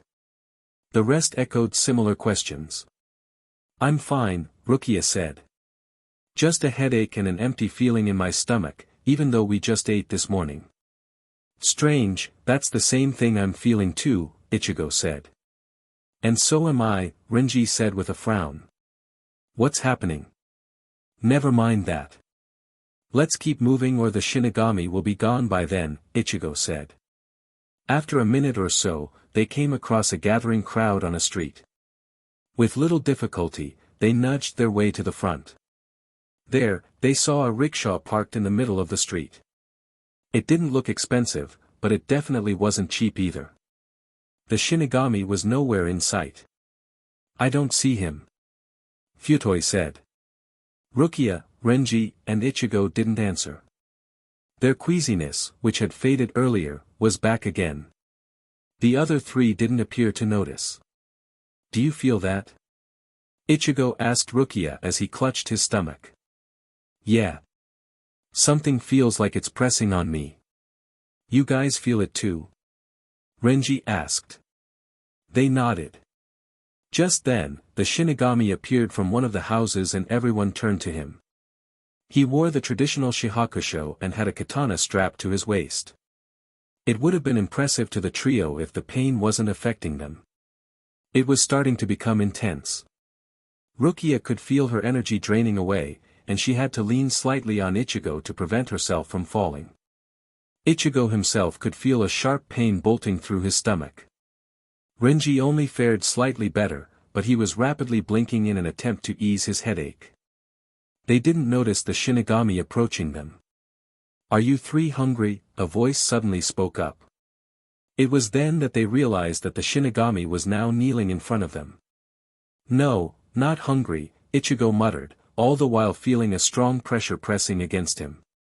Rukia and Renji said nothing, although they both felt the same as him. Don't worry, there's nothing wrong with feeling hungry in a place like this. You guys are just different, like me, the Shinigami said kindly as he took out a piece of cloth. I too was perplexed at first, he continued as he unwrapped the cloth to reveal a few pieces of onigiri. Here, take it. I won't need it, and you three need it more than I do. They hesitated until Ichigo reached out to take it. Oni-san, how are we different? You guys have Ryatsu, lots of it. Put it to use, he said. He gestured at the food. Eat it. You'll need it. And he turned and left. That was so impressive. Hinso said in awe later as they hid out in an alley. The rest agreed unanimously. Hey, what did that Shinigami say to you three? Segahiki asked curiously. They had been busy ogling at the rickshaw and hadn't heard the conversation. He said the three of us had lots of Ryatsu, Rukia said as if it wasn't important. Really? You and Ichi-chan as well? We thought only Ren-chan had it, Futoi said. All heads turned to Renji. Well, you guys never asked, and it really isn't all that much, Renji said, clearly trying to be modest. Well, maybe that's why you're the leader, Ichigo commented. Come on, let's see it. See what? Renji said dumbly without thinking. See the living world. You're Ryatsu, dumbass. Oh, right. Renji stretched out his hand and a ball of bluish-white light materialized. Wow, that's awesome, Ren-chan, his three friends applauded. Then, they turned to Rukia, signaling her turn to display her power. Oh, mine isn't as impressive, she said humbly, which made Ichigo snort. She shot him a look as she raised her hand. A ball of energy appeared, and everyone, except Ichigo, gasped. Wow, yours is larger than mine. Renji said in stunned jealousy. And it was, slightly larger, but noticeably so. She snorted in reply. If you think mine's impressive, you should see Ichigo's. Four pairs of eyes turned expectantly to Ichigo, only to find that he'd created a ball of energy that was twice Rukia's size. He was trying his best not to smirk, until Rukia sent her ball of energy flying towards him, forcing him to scramble away. And to think though mine was impressive. Renji said enviously. He had good reason to be. He'd been the only person in the group with spiritual power, until Ichigo and Rukia came along, and they both appeared to have more power than him. Don't worry Renji, I'm sure you'll get better with practice, Rukia said. Hey, the Shinigami Oni-san said he had this Ryatsu just like us. Does that mean we can become Shinigami too? Ichigo asked suddenly. I think you three should definitely become Shinigami, Segahiki said eagerly. Maybe. Rukia said as she shared a look with Ichigo. It was true that the both of them wanted to be Shinigami, so that they could escape the pitiful conditions of Inuzuri. It was their ticket out of here. Maybe in the future, Ichigo offered. But right now, we're happy staying right here with you guys. Besides, where would you three go if we become Shinigami? Also, we know next to nothing about the Shinigami. Oh, you don't have to worry about us. And we could always go find out more about the Shinigami. As much as Ichigo, Rukia, and Renji wanted to become Shinigami, they couldn't bear leaving the other three behind. Oh well, they could always wait and see in the future. Chapter 5, Dead Weight. 9 years later.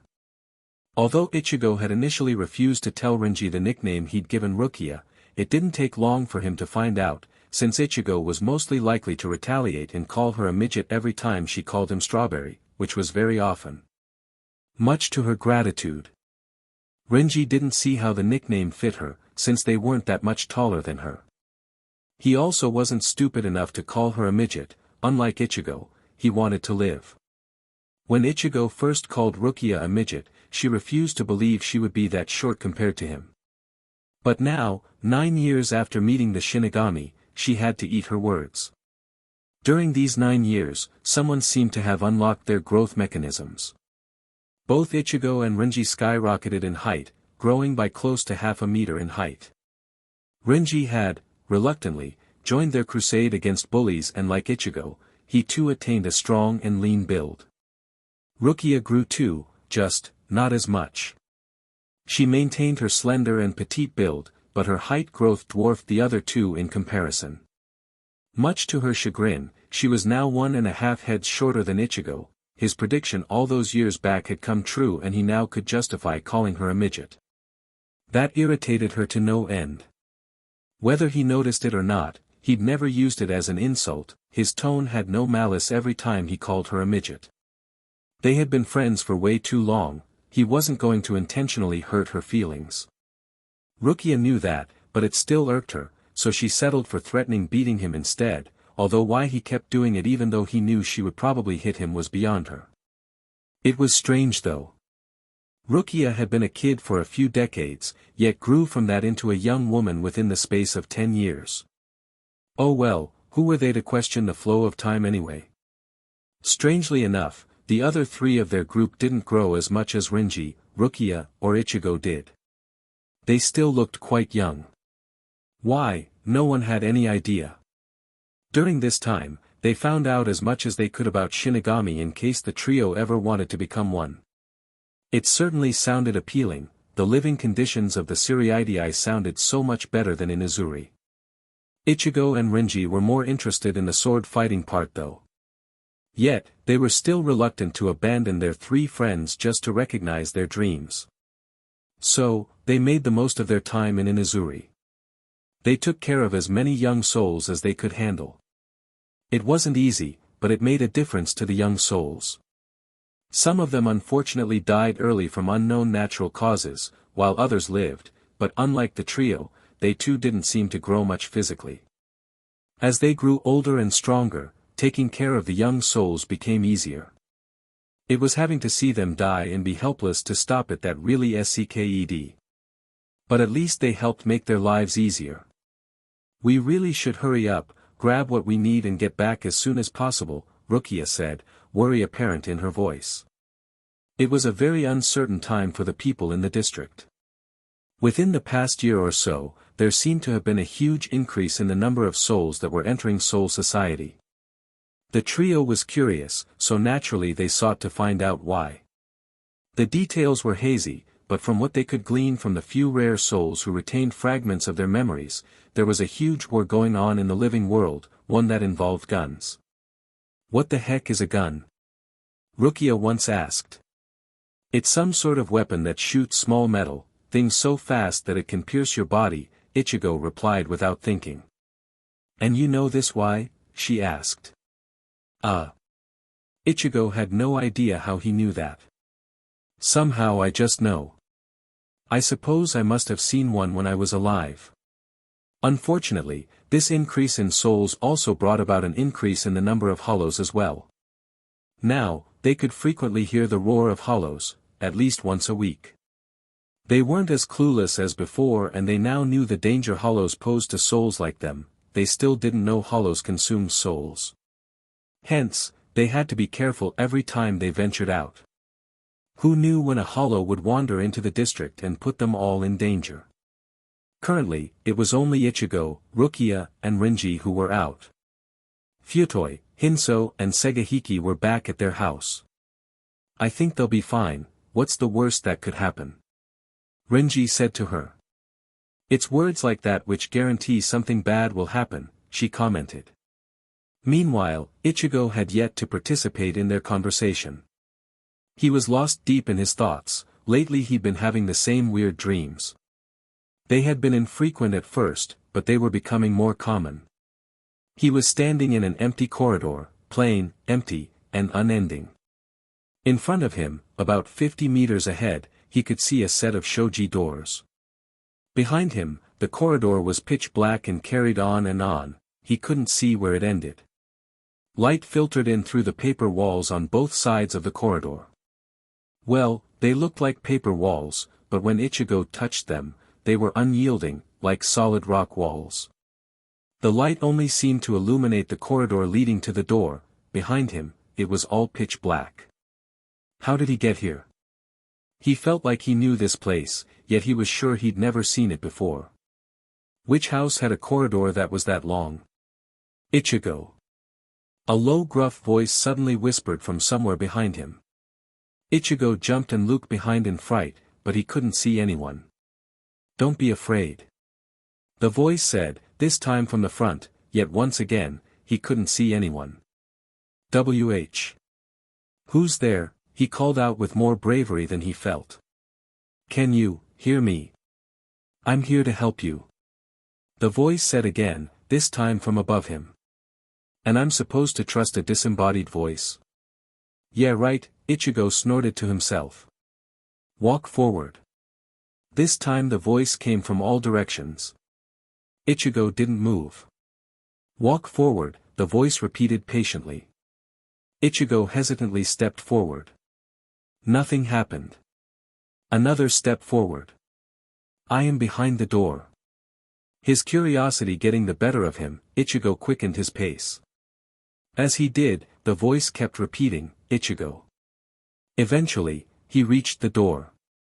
He slid it open. At this point, he knew for sure that his dream carried on, yet all he would remember is a swish of black cloth, and then he would wake up. And there it goes again, Renji said as they heard yet another roar of a hollow, although this time it sounded fairly close by. Rukia is right, we should really head back as soon as we can. Suddenly, Rukia stiffened and stopped. She turned round and began scanning the area behind them. Renji, which way did the roar come from? Renji looked round as well. I think. It was probably. He said. Uncertainly. Meanwhile, it took Ichigo a moment to realize they'd stopped, and he caught himself and doubled back before he went too far. All of a sudden, he felt a wave of monstrous killing intent emitting from a particular location. He whipped his head in that direction, but the feeling disappeared. Looking at his other two friends, they didn't appear to have noticed anything and were still trying to determine where the hollow roar originated from. But before he could relax, another loud roar erupted, and it was coming from the direction Ichigo was facing. Oh shit, it sounds like it's coming from the direction of our house. Rukia said urgently. That was enough. The implications were clear. Shit. Renji said. We need to get them out of there. Ichigo said, snapping out of his distraction. Since they were staying in the outskirts of the district, they were more likely to be the target of any hollow attacks. One surely won't be able to resist the gathering of so many souls. The trouble was, they were quite far from their house. As they ran as quickly as they could through the streets, Ichigo felt another pulse of killing intent, but this time it was laced with raw, primal glee. And like before, it disappeared as soon as he felt it. We need to hurry up, Rukia urged again. But before the words were fully out of her mouth, there was a loud splintering crash and a plume of dust erupted in the distance. No! Renji cried, but they were already moving as fast as their legs could carry them. As they rounded the corner to their house, they stopped short as a horrific sight greeted them. The house had been attacked, not by one, but two monsters. They were both different in shape, but the white masks on their faces proved that they were undoubtedly hollows.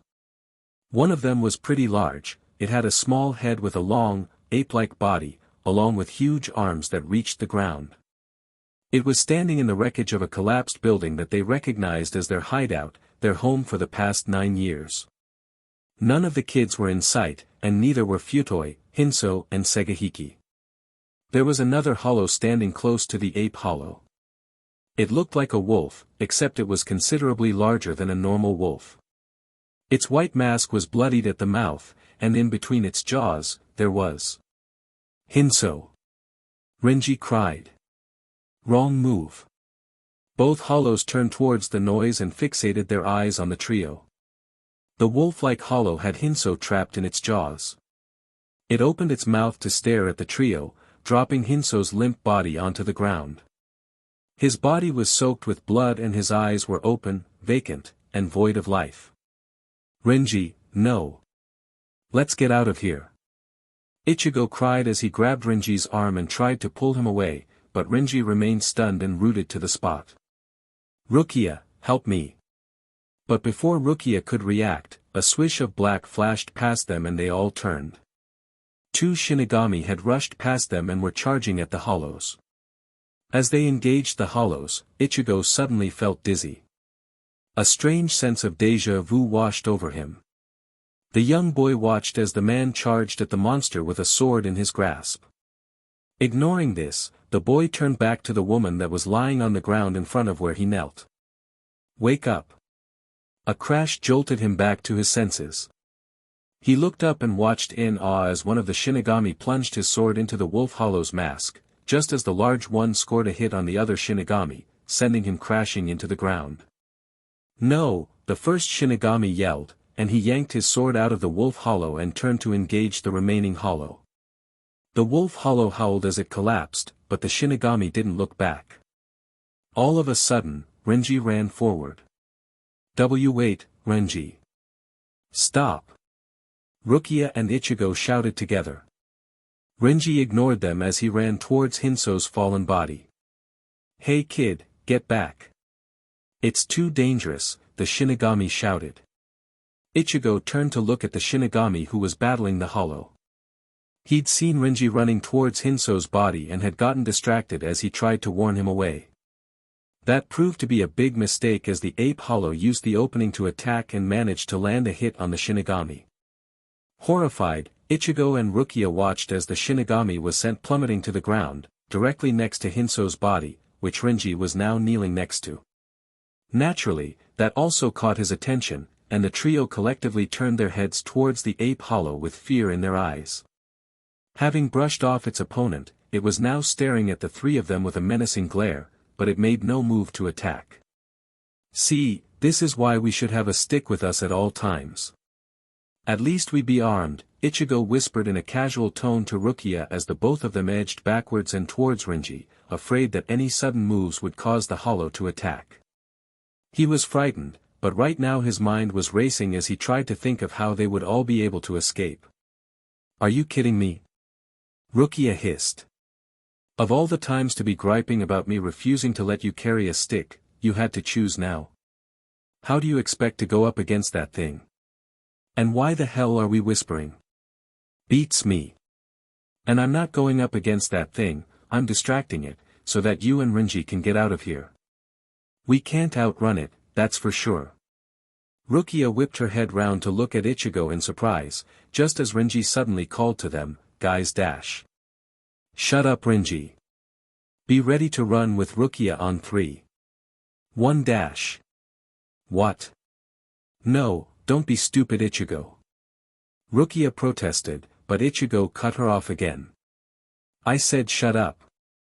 I'm just going to distract it, that's all. Now, he yelped in pain as Rukia kicked his shin in annoyance. Don't tell me to shut up, Strawberry. I'm not letting you throw your life away. He glared back at her, but before Ichigo could use his glorious comeback of them technically not being alive, the hollow roared again, causing the duo to cease their arguments and turn towards the hollow in fright. Its mouth was wide open in a loud, bone-chilling roar, its body geared to pounce. But before it could, a sword blade suddenly burst from its mouth. Eyes gravitated to the sword and everyone froze. Then, the sword was yanked out and the hollow collapsed to the ground, dead, revealing the first Shinigami that had been knocked out first. The Shinigami sheathed his sword with a huge sigh. Phew, that was close. You kids should consider yourselves lucky that you weren't killed. Rushing in so close to a hollow is way too dangerous for normal souls like you, he said to the trio as he walked towards his comrade, who was already getting up, although it was mostly directed at Renji. Renji looked down sadly and did not answer, so Ichigo cut in for him. Forgive us, Shinigami Oniai-san, but that boy, he pointed at Hinso's body.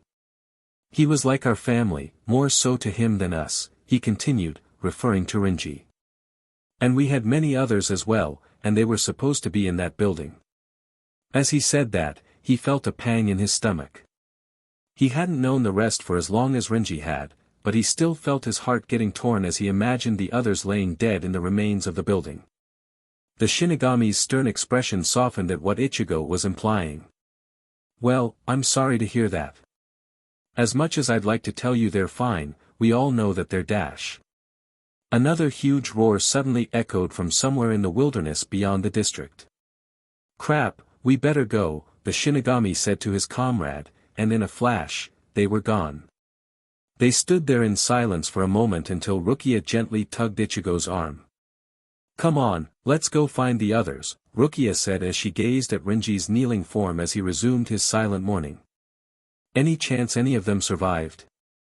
Ichigo asked Rukia in a low voice. I would like to say yes, but even I don't believe that, she replied as they walked towards the collapsed building that reeked of death. They both knew what awaited them, but they still held on to that silver of hope that the rest had survived. So what now? Do we stay here? Rukia asked the other two as they watched the sunset from the edge of a cliff. A somber mood hung over them, all of them trying not to look behind at the graves they'd dug. Her eyes were dry but red, light streaks of tears on her cheeks, her tears already cried to depletion. Ichigo hadn't cried, but he could still feel a horrible gut-wrenching, empty feeling in his heart. Renji. He'd been silent all the way, mourning silently even as they buried the bodies of those they had called family. Not once did he shed a tear, but they could tell he was grieving inside. He'd been hit the hardest. But they knew they couldn't blame him, not even for rushing into the battlefield. Hinso and the others had been his family, long before even Ichigo and Rukia came along. They had survived together, worked together, played together, but now they were gone.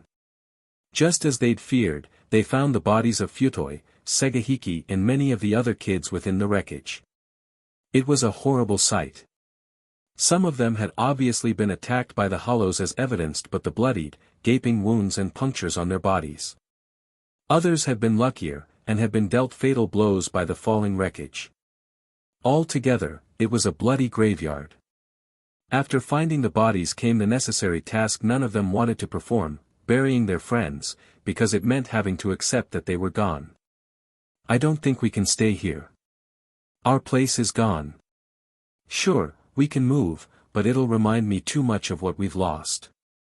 There is nothing left for us here, Renji finally spoke up, the first words he'd said in a long while. And even if there was, I don't want to. They stood in silence for a moment. Let's become Shinigami, Rukia suddenly said. It's pointless to stay here.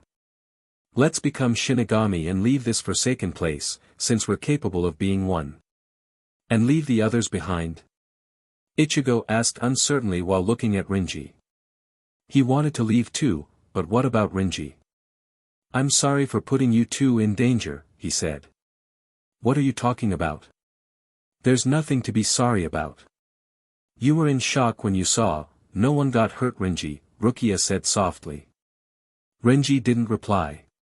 Instead, he glanced at her with an expressionless look on his face, which Rukia didn't notice until Ichigo nudged her. What? She asked. Then, looking at Renji, she realized her words. Oh shit, Renji, I'm sorry, that's not what I meant. I mean we didn't get killed. No, I mean, no one else. She flustered before trailing off, not trusting herself to make things worse. It's okay, I know what you mean, Renji told her. We should never have left them behind. Ichigo walked up and placed a hand on his shoulder. Don't blame yourself Renji. There's no way any of us would have known the hollows would attack. Renji didn't reply immediately. Rukia's right, Ichigo, let's become Shinigami. Then maybe we can grow stronger and protect others from hollows. Let's not allow any more innocent souls suffer the same fate as everyone else. Besides, the others have also clamored for us to become Shinigami. We just never left because we couldn't leave them behind. It's what they would have wanted for us. Yeah, I guess you're right. After all, Renji said as he looked out towards the horizon. Why stay? We've nothing to live for here anymore. Chapter 6, New Recruits. Do you think we'll ever return back here again? Rukia asked as they took one last look at the district they'd called home for countless years. Who knows? Ichigo said. We'll be staying at the Siriidii when we become Shinigami, so I don't see how we'll ever return back here. You mean if we become Shinigami, Renji commented. Way to look at things positively, Renji, Ichigo snorted. As I said, I don't think I'll ever want to return here, unless we're forced to or we return to try and make it a better place to live. Are you really fine with leaving, Renji? Rukia asked uncertainly. Yeah, I'm sure. Staying here to mourn isn't going to do me any good anyway, Renji replied a little stiffly. I still don't feel all that easy about leaving this place, Rukia shifted uneasily. She'd stayed put in this district for many decades. Despite its state, she'd managed to survive here the longest, and it was still her home of sorts. Ichigo and Renji were silent. Well, if you don't want to, we're not going to force Dash. Alright, let's go. Rukia said as she suddenly whipped round and began walking off. Wah, where are you going? I'm leaving, obviously. Now move your buttes before I change my mind and decide to stay here, she called behind her. Wow, despite running around with you for a good decade or so, I never figured you to be the soft, sentimental type, Ichigo smirked. That was wiped off the second Rukia whirled round to glare at him. What did you say, Strawberry? She hissed dangerously. Nothing, he replied meekly. I thought so, Rukia said before turning back round again. Shut up, Ichigo. Warned a snickering Renji as they hurried after her. And so they began their long journey towards the Siriidii, for the next stage of their lives, not knowing exactly what they were looking for, and how far it was. All they knew was the general direction in which to go. 77th District. Okay, I forgot. How does this work again? What happens once we get there? Ichigo asked the others as they entered the next district. Correct me if I'm wrong, but from what I remember, when we get to the Siriidii, we're supposed to register at the Shinigami Academy. Then, we're supposed to take some sort of entrance exam, don't ask me how that works, and they will sort us into different classes, Rukia said as she numbered off. Then, she asked Renji, did I get all that right? I think so. It's split into the advanced class and the normal classes. From what the Shinigami we asked said, the advanced class is for those who are guaranteed a seated position, whatever that means, Renji replied. I hope I get into the advanced class, Ichigo said to himself, although the rest could hear him. You. Renji snorted. You have the highest Ryuryoku out of the three of us. If there's anyone who should be worried, it's me, since Rukia has a slightly higher level than me. I just hope they won't separate all of us into different classes. It's not going to be fun without you two around, Rukia said. 76th District. So how far exactly do we have to go to get to the Siriidii? Rukia asked. Well, if I remember correctly, it should be close to the 1st district, wherever that is, Renji replied casually. Ichigo blanched when he heard that. What? Are you serious? We only just got to district at this rate, it's going to take us years to get there. Don't they have some form of transport to take would-be Shinigami there without them dying of exhaustion? Oh, like that rickshaw that Shinigami got 9 years ago? That's different. He was already accepted as a Shinigami. We haven't even been accepted into the academy yet, Renji said. And unfortunately, that's one of the questions I don't remember ever finding out when we were researching about the Shinigami, a question I remember clearly as being Ichigo's responsibility. What? No, you are not pinning the blame on me. Ichigo cried indignantly. Forget it, arguing isn't going to get us anywhere, and it's only going to tire us out. Let's ask the next Shinigami we see for assistance, Rukia said. 71st District. I can't believe it. Days passed, districts passed, and we still haven't come across a single Shinigami, Renji whined. Well, considering how far we are from the Siriidii, I think it comes as no surprise. Maybe they just don't come that far that often. I mean, we went years without seeing a single Shinigami around back in Inuzuri. It was only because of the increase in the number of hollow activities that we started seeing Shinigami more frequently in the past year, Rukia said. And even those cases were few and far between, Ichigo added. Well, I think it's real lucky for us that we've yet to come across any hollows. I want my next encounter with one to be killing them rather than running away. Hey, maybe we could go look for one. Then, a Shinigami is bound to appear, and he can tell us how to get to Siriidii without dying of exhaustion. Rukia wanted to whack Renji on the head, but Ichigo beat her to it. Don't be crazy. That's dangerous. What makes you think there will be a Shinigami near enough to save your butt? If you want to do that, don't come crying to us if you get hurt. It was just a suggestion. Weeks later. At long last, they finally reached their destination many weeks after leaving Inuzuri. Though it was long, their trip was certainly nothing short of an eye-opener for them. When they passed District 59, for the first time in their afterlives, they saw other normal souls wearing footwear. Shinigami didn't count, something they'd never had the luxury of having. Renji became unnecessarily overexcited about that, necessitating a knock on the head, courtesy of Rukia. Next, by the time they reached District 50, the living conditions there were so drastically different from what they had in Inuzuri. Buildings, though slightly weathered, were well kept and not in danger of collapsing.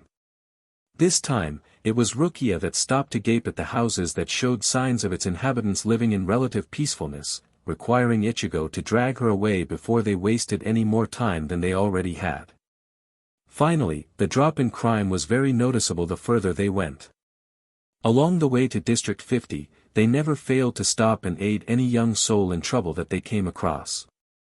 Without anyone to help, Ichigo and Renji got bored to tears, and would have considered picking fights, for the heck of it, if Rukia hadn't threatened them with disembowelment. Seeing the gradual rise in well-being of other souls the nearer they got to Siriidii, the trio decided that they would never set foot into the last 2 districts ever, unless they were forced to, since the opposite was probably true as well. By the time they reached District 1, all 3 of them were shocked at the stark contrasts between the first few districts and the last. It's like we've stepped into a different world. How can there be so much difference between districts? Rukia asked as they watched the residents of District 1 go about their peaceful lives. Who's to say for sure?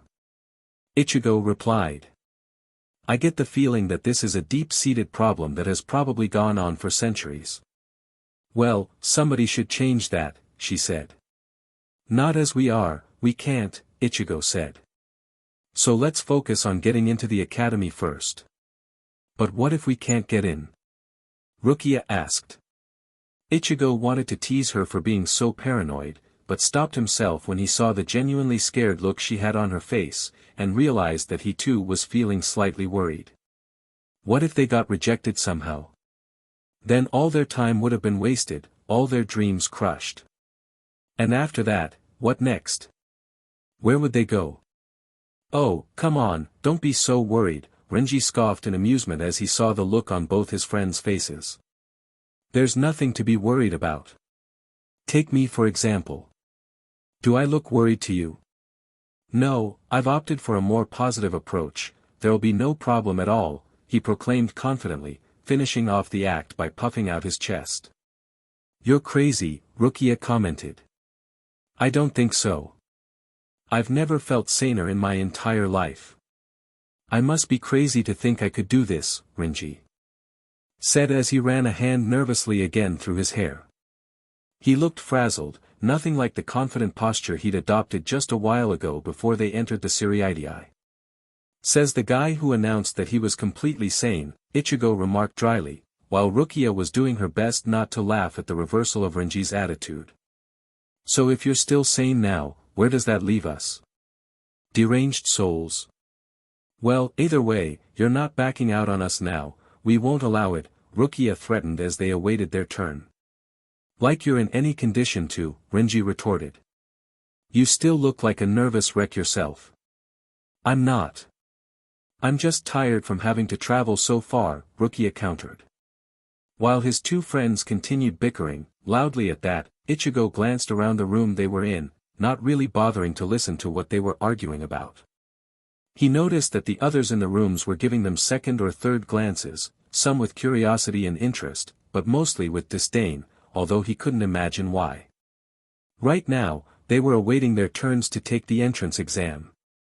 According to the briefing earlier, they would be called one by one to take the exam, their task wasn't specified. The test was only to determine a place in the academy, those good enough to be in the special advanced class would be sorted out tomorrow. He surveyed the room. It was a huge classroom, and every seat was occupied, with more still waiting. The only empty seats belonged to those who were called out for their turn at the exam, and even those were filled within seconds. When Rukia said that there were probably hundreds, if not thousands of Shinigami, this wasn't what Ichigo had in mind. Those who signed up for the entrance exam alone probably numbered in the hundreds. Of course, how many actually made it through remained to be seen. The potential students came in literally all shapes and sizes, ranging from mere kids to middle-aged looking adults. Some were larger, fatter, others bone-thin or in Rukia's case, short. Some of them didn't even look Japanese, while others just looked plain weird. Some were chatting loudly, while others just sat quietly at their seats, sparing a glance here and there but not engaging in conversation. Ichigo noted that these were the better-dressed ones. Just then, Ichigo's number was called out, and Rukia and Renji immediately ceased their arguing. Well, guess it's my turn, Ichigo said as he stood up. Good luck, Renji said to him. Be careful, Ichigo, Rukia added. Are you kidding? Ichigo smiled at her, though he was feeling more anxious than he let on. Thanks for your concern, but I'll be fine, it's just an exam. They aren't going to make me do some death-defying act, he smirked. I hope, he added in his head. Hours later, they found themselves seated in an even larger classroom than the first. Everyone here had been accepted into the Shino Academy, but still didn't know what class they would be in. That would be done first thing the next day. There was a smattering of conversation throughout the room. Many were quietly awaiting further instructions, while others were blabbering non-stop, some loudly while others were quieter. Renji, seated on one side of Ichigo, was one of them. So, phase 1 is over thankfully, and we all made it through just fine. I was worried that they would ask us to do something impressive or worse. I really hope what I did was enough, I was trying to read the examiner's expression but I can't be sure. Now, to see what class we're in. I can't wait for tomorrow. I hope. As Renji continued spewing words, at least he had the decency to talk softly, Ichigo heaved a sigh and glanced at Rukia. She was silent and staring ahead, her head supported by a hand, and the other was lying flat on the desk in front of them, obviously not listening to a single thing Renji was saying. She had a solemn expression on her face. According to her, her test didn't go as well as she'd hoped. Out of nerves, she performed much worse than Ichigo knew she was capable of, and from the sounds of it, it sounded like she did worse than Renji. And of course, that idiot just couldn't shut up about how his test went. Seeing the look on her face, Ichigo didn't have the heart to tell her how his exam went. To say the examiners were surprised was an understatement. They were wide-eyed with a mixture of shock and awe by the time they were done with him, which he hoped was a good thing. One of them even commented, "That's a lot of Ryuryoku. There are a lot of good-looking girls around. I wonder if they like tattooed men." Renji carried on, oblivious to his friend's inattentiveness. Ichigo shook his head. Thinking that Renji will eventually shut up once he realized no one was listening to him, Ichigo leaned towards Rukia and asked her, "Hey, you feeling okay?" "I'm fine," she said stiffly. "Okay, don't give me that 'I'm fine' crap. You don't look fine at all. Don't keep it all to yourself, especially if you have someone to share it with. I'm your best and closest friend, Rukia. I'm also going to be hurt if you think even I'm not worth confiding in," he said in a soft voice. Rukia didn't answer, but her stiff posture relaxed slightly, so Ichigo pressed on. "You're worried about your placement, right?" She nodded. "Not only will I not join you guys in the advanced class, I'll have to live with the knowledge that I could have entered, but managed to screw my chances of doing so," she said before resuming her silent brooding. She was definitely upset, and even though she tried her best to hide it, Ichigo could tell, and he hated seeing her like that. On a sudden whim, he reached over and grabbed her hand, and when she looked at him in surprise, he smiled and gave her hand a reassuring squeeze. "Why don't we look at it this way? You know, and I know, that you're much better than you've probably been given credit for. It's their loss for not being able to see your full potential." Rukia snorted. "Easy for you to say. You're probably in the advanced class. We don't know that for sure. You also don't even know for sure that you didn't make it. But even if you're in the standard class, that just makes things easier. They might as well graduate you at the top of the class immediately, because you'll definitely excel there. I know you're strong and intelligent, Rukia, so to hell with what they say. Prove to them that you're of a much higher caliber than they think you are." That alone wasn't enough to ensure a complete reversal in her attitude, but it was enough. She smiled lightly at him and said, "Thanks, Strawberry. I really appreciate it." He was about to retort, but thought better against it. "Don't worry about it. And don't feel down, I won't allow it," Ichigo said as he released her hand. As soon as he did, he wondered, why in the world did I take her hand for? "Hey! Were you two even listening to me?" Renji's voice suddenly flooded in between them. Before they could answer, the classroom door opened and everyone fell silent immediately, including Renji. A large, bald man strolled in and stood at the front of the classroom. He surveyed the hundreds of pairs of eyes looking at him before he started talking in a loud booming voice. "Greetings, new students of the academy. I am Gengoro Aonobara. I am the chief instructor of class number 1, which some of you will have the privilege of attending. I am also here on the behalf of all the academy instructors to extend our warm welcome to every single one of you who has decided to join this prestigious academy." He sounds scary. "I won't want to be in his class," Renji whispered to Ichigo, causing his orange-haired friend to nudge him back. "Shut up and listen." Ichigo whispered back through gritted teeth as Aonobara carried on with his speech. With a proud history of over 2,000 years, the Central Academy of Soul Arts carries the tradition of training young men and women to become the future members of the Kid Corps, the Onmitsukido, and the Godai. Ladies and gentlemen, as of today, you will now become a part of this great tradition. Now, before I release you, here are some ground rules. He then proceeded to lay down the rules of the academy, including one that said, while students were allowed to move freely around the academy premises, they weren't allowed into the bunks of the opposite gender, especially the male students. Ichigo could have sworn he heard groans from some of the male students around him. For the rest of the day, take the time to rest and prepare for your lessons tomorrow morning. As you leave, be sure to grab 2 sets of academy uniforms and locate your bunks. Your class allotment and schedules will be posted first thing in the morning.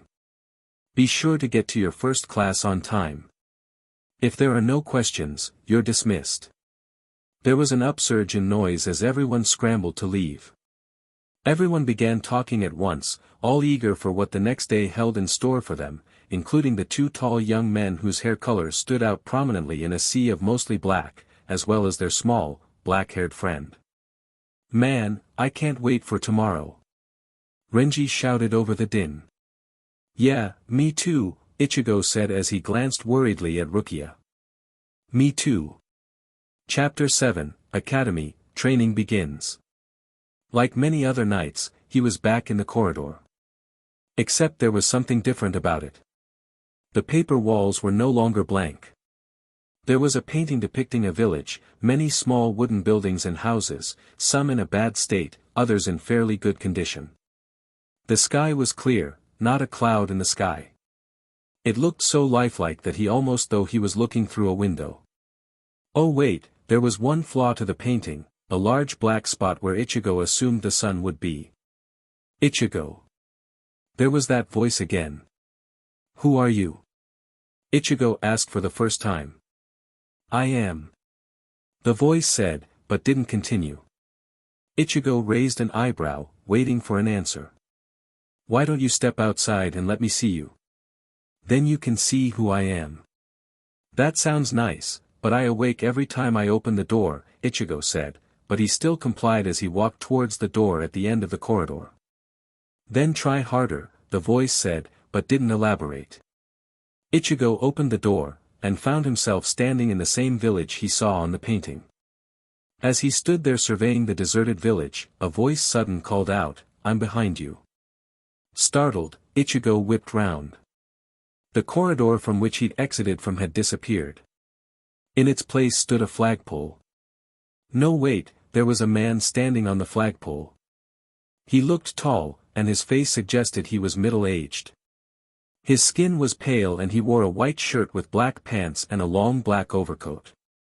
As soon as Ichigo made eye contact with the man, he suddenly felt a huge pressure slamming into him, crushing him, almost bringing him to his knees.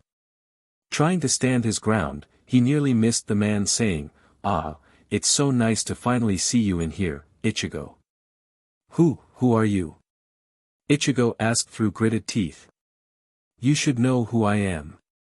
My name is..." Ichigo saw the man's lips moving, but he couldn't hear what he was saying. "What? What's your name?" "Silence." "I see. It is not time for you to know. You will know, in due time." And suddenly, the pressure lifted, so suddenly that Ichigo stumbled forward. And woke up. Ask Ichigo one thing about his other best friend, Renji, and the first thing he would say was that Renji loved to sleep. He wasn't lazy, he just liked to sleep, and he was almost impossible to wake. And when he did, it took him a while to be up and fully functional. That wasn't such a bad thing when they were back in Inuzuri. After all, they had nothing to rush for. The same couldn't be said today, when they were beginning their first day of class. Well, truthfully, they didn't know what class they were in yet, but showing up late to check your class was an even worse first impression to give. And that was what they were in danger of being, late.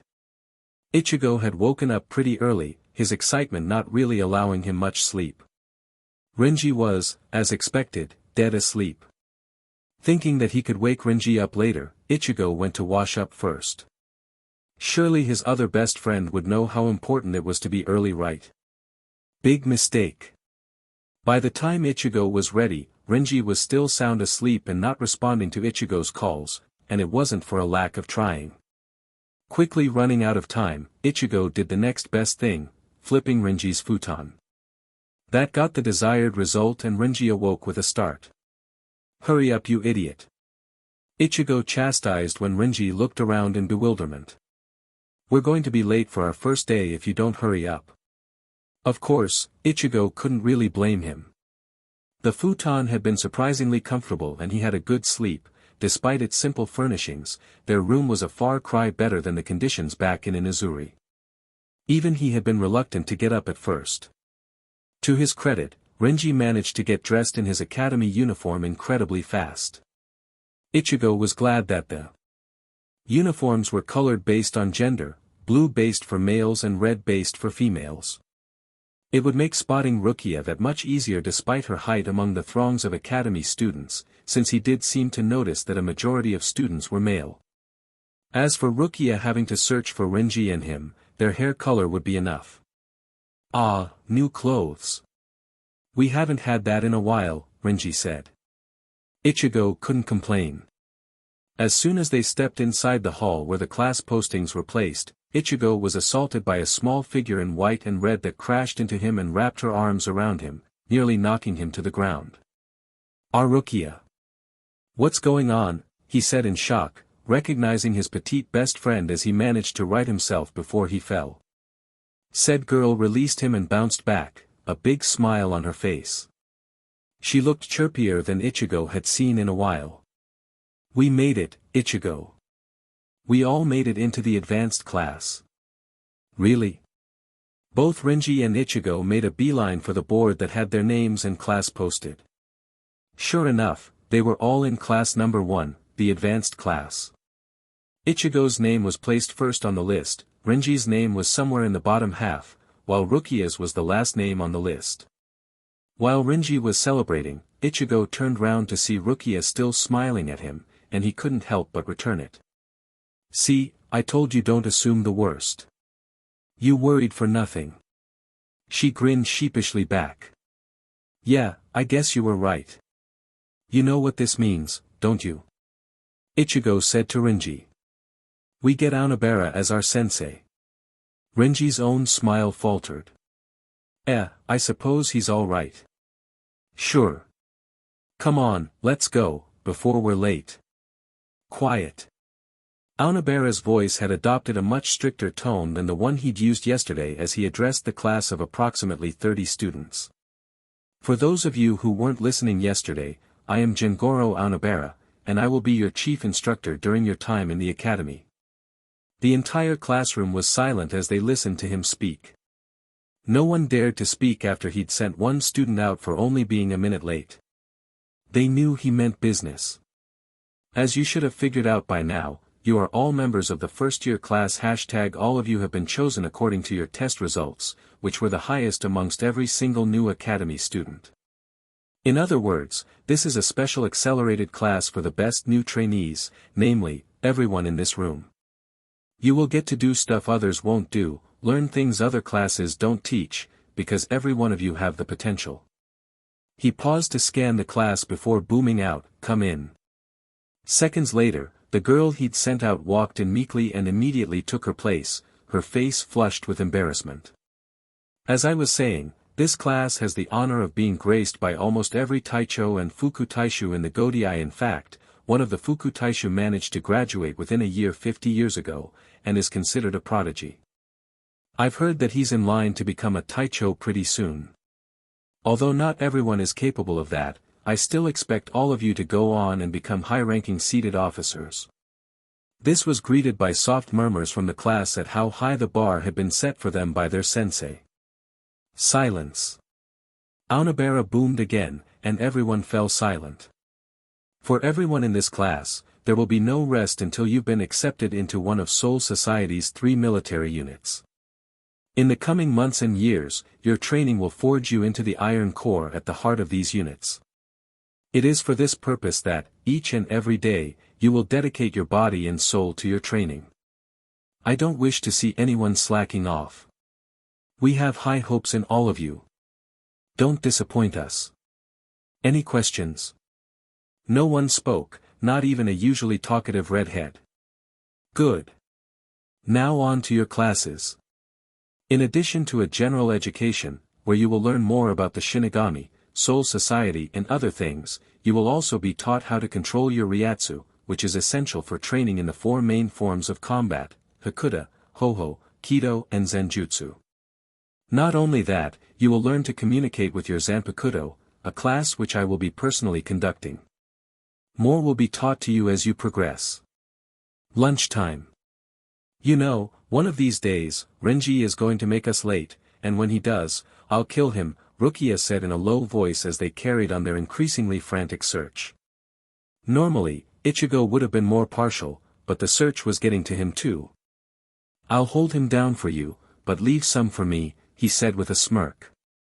So why exactly were they searching for Renji? After lunch, their friend had promptly excused himself after lunch to take a nap in a tree, and he requested them to wake him up. The problem was, he didn't specify which tree he'd be in. Thankfully, they still had 10 minutes, because if they ended up being late, their next instructor would only have 2 students to punish because the third would already be at death's door, and in need of no further punishment. And you know the worst part? I specifically told him sleeping in a tree was dangerous. So for that, if he falls and breaks something, I'm still letting loose on him, Rukia complained with a sigh. This is getting us nowhere. Hang on, Ichigo said, suddenly thinking of something. Let me try something. He stopped and closed his eyes, clearly concentrating on something. What? Rukia said, but Ichigo held out a hand to silence her. A few seconds later, his eyes flew open with a grin and he pointed towards the gardens. This way. Are you sure? Didn't we search there already? Rukia asked in confusion as they hurried in that direction. I'm positive. I think he's just slightly beyond the academy boundaries. That idiot. But how did you know that? I used that Ryuryoku searching technique our sensei taught us earlier. What? Rukia exclaimed in surprise. All he did was describe it to us, and it wasn't a complete explanation yet. I barely understood it, let alone use it, so how did you do it? Our sensei said we wouldn't be able to understand it fully yet. Really? I understood it all right. It's not that hard, we all give out different Ryuryoku signatures. You just need to find it. Performing it takes some time though, I can only recognize yours and Renji's signatures at the moment. Still, that's so impressive. Rukia said enviously. There he is, Ichigo suddenly said. Sure enough, Renji was sitting in a tree, red hair. Fairly visible if you were looking for him, and as expected, he was sleeping soundly. Directly below him, Ichigo and Rukia were slightly surprised to see another student with blonde hair kneeling and praying in front of what appeared to be an altar. We shouldn't disturb him. Rukia said as she looked at the student. Then I know just the way to wake him up, Ichigo said as he picked up a rock. Just don't aim for his head. Remember the last time you hit someone's head with a stone? That was you as a kid, and you're definitely stronger now, she warned. Okay, but personally I don't see the difference. Even if he did get knocked out, the fall will wake him up, Ichigo replied dismissively. Taking careful aim, he threw the rock. It scored a hit on Renji's arm, causing him to grunt and JRK awake. His weight shifted, and since he was on a tree, that was a very bad idea. He yelped and flailed as he attempted to stay on the branch, and did just the opposite. He lost his footing and fell off the tree, taking the tree branch with him at the same time with a loud snap. A while earlier, his surroundings were quiet, as if they too were paying respects to his Oka-san and Ota-san. Even the air was still as he knelt in front of his parents' grave. He'd oftentimes wondered why his parents requested to be buried in this spot, but as the sounds of the academy were blotted out by the foliage, he realized that they couldn't have chosen a better place. No matter how much care he put to their home, he couldn't replicate the same beauty here. No matter, they were happy here. So, Oka-san, Ota-san, I don't know if you've heard, but I've made it into the advanced class. I promise to do my best in my time here and uphold our family's honor. Unfortunately, unlike today, I might not have the time to visit every day. But don't worry, I'll come visit whenever I can and update you on my time here. He smiled as he allowed himself a moment of silence, imagining the faces of his parents, who he'd only seen in portraits, smiling back at him. He didn't mourn. Sure, he felt sad that he couldn't see his parents, but they had only been there for the first few years of his life, and hadn't made much impression. Besides, what good would mourning do? I'd best be getting back. I'll visit again as soon as I can. Your humble son, Kira Izuru, he said. As Izuru stood up, he heard a loud snap from above him. Before he could look up, something red and blue suddenly dropped from the sky and directly onto his parents' burial marker. Ah, he exclaimed as he jumped back in surprise. A second later, he realized it was an academy student. What the, who the, what the, huh, he stammered, too shocked to even realize that this guy had just landed on his parents' grave. Ugh, my stomach. The student groaned, a hand supporting himself on the burial stone. I guess that wasn't such a good idea. Another male voice suddenly spoke from behind him, and Izuru jumped again. More intruders. He whirled round and saw two more academy students, one tall orange-haired young man and one small black-haired young woman, standing some distance away. I wonder what gave that away, the woman said to the man before turning round and shouting out, Oi, Renji. Stop being so disrespectful and get your butt over here or we'll be late. And stop clutching your stomach you wimp, serves you right for sleeping in a tree. Beside him, the red-haired man groaned as he made his way towards his friends, who must have seen the shocked look on Izuru's face, because the orange-haired man bowed slightly and said, I apologize for the intrusion and our friend's disrespectfulness. It was then that Izuru realized that they weren't lifting a hand to help their friend as they were keeping a respectful distance from his parents' grave. Ah, it's okay. The orange-haired man regarded him with a frown. Say, aren't you in our class? The Year 1 advanced class? Now come to think of it, Izuru recognized them. Yeah, I'm Kira Izuru. Nice to meet you, the orange-haired man said again with a bow. My name is Kurosaki Ichigo, short stuff here is Rukia, and that big idiot over there is Abarai Renji, ow. What was that for? He suddenly exclaimed, because Rukia had stomped on his foot. He turned round to glare at her. You know precisely well what you did, Strawberry, she glared back. That caused some confusion to Izuru. Strawberry, he thought. By then, Renji had somehow managed to make his way to them. Hey, best friend in pain over here, he groaned. Immediately they rounded on him. Serves you right for sleeping in a tree. Above a headstone, no less, Rukia scolded. Now let's go. Move your butt. If we're late you'll answer for it. Ichigo said as he began half-dragging Renji. Turning back to Izuru, he said, we'll take our leave first. Then, the trio dashed off, leaving a very confused Izuru behind. Later that night. Phew. What a day. Renji said. After the end of the day, and left with nothing to do, they wandered around the compound as the sun slowly disappeared over the horizon. I could go crash right now. Are you serious? We didn't even do anything strenuous today. It was mostly theory lessons, Rukia remarked. How can you be tired? You slept during lunch. And almost got us in trouble, I might add. Well, my mind is. All that information is too much to take. And my brain needs time to rest, he countered.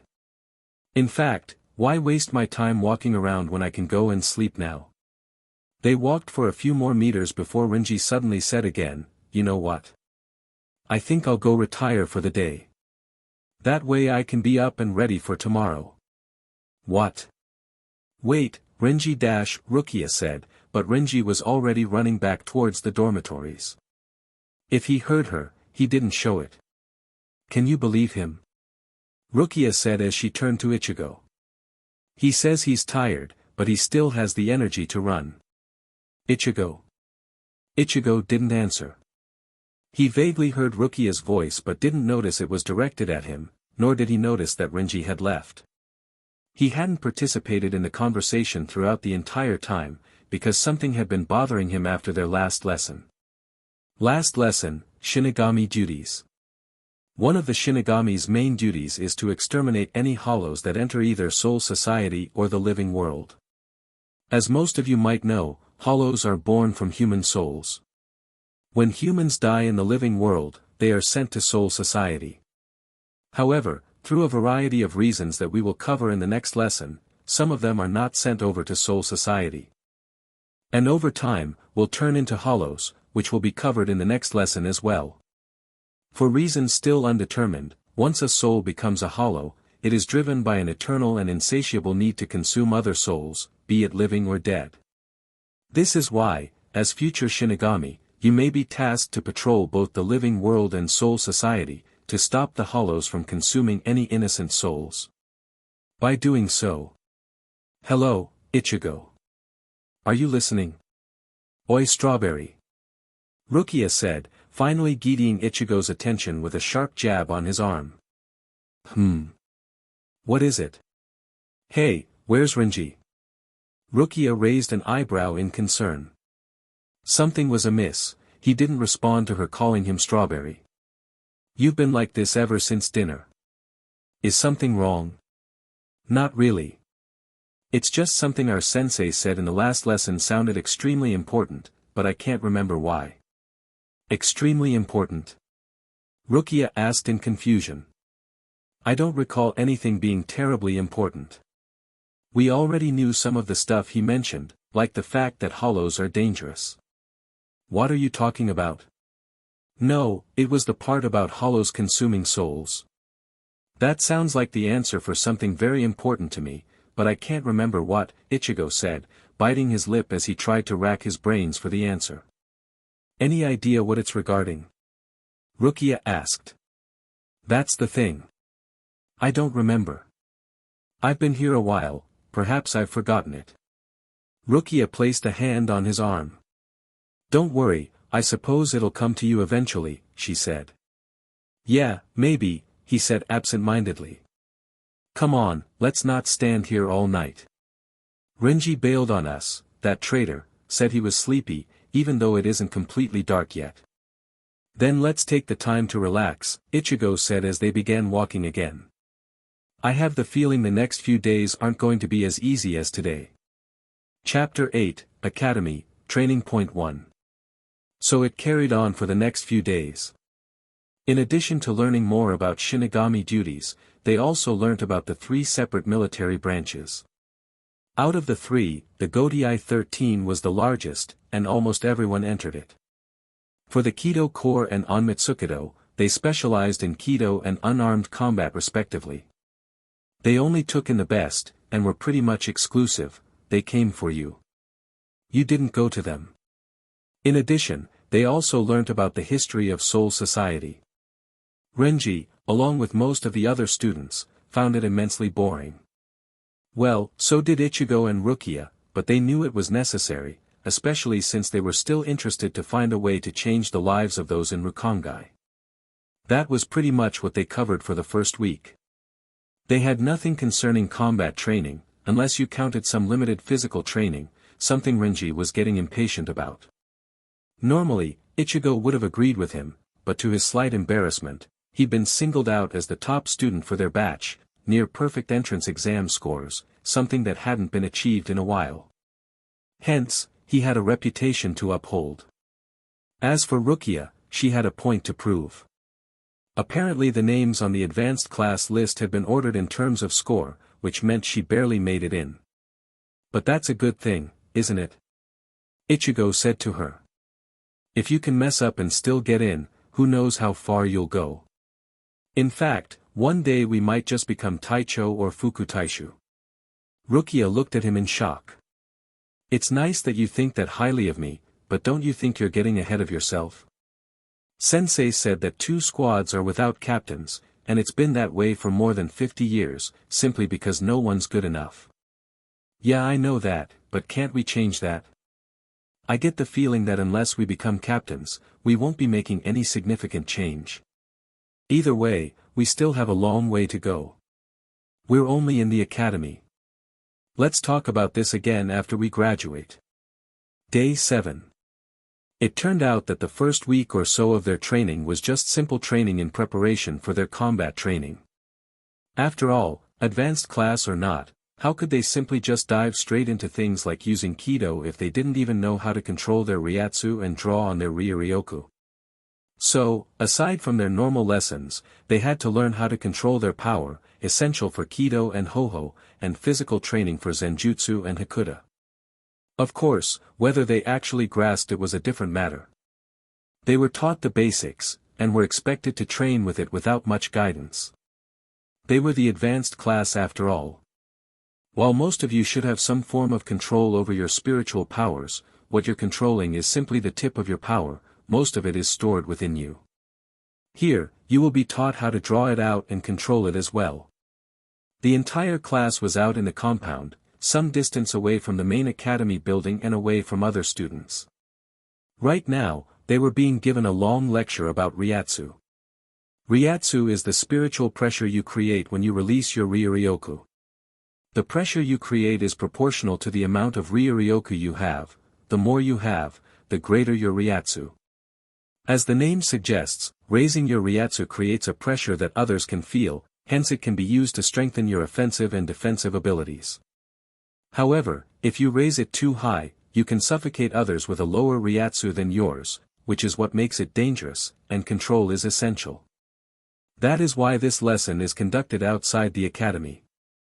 All of you have a higher than average Ryuryoku level, so when you start attempting to control your Ryatsu, we can't have you suffocating the other students.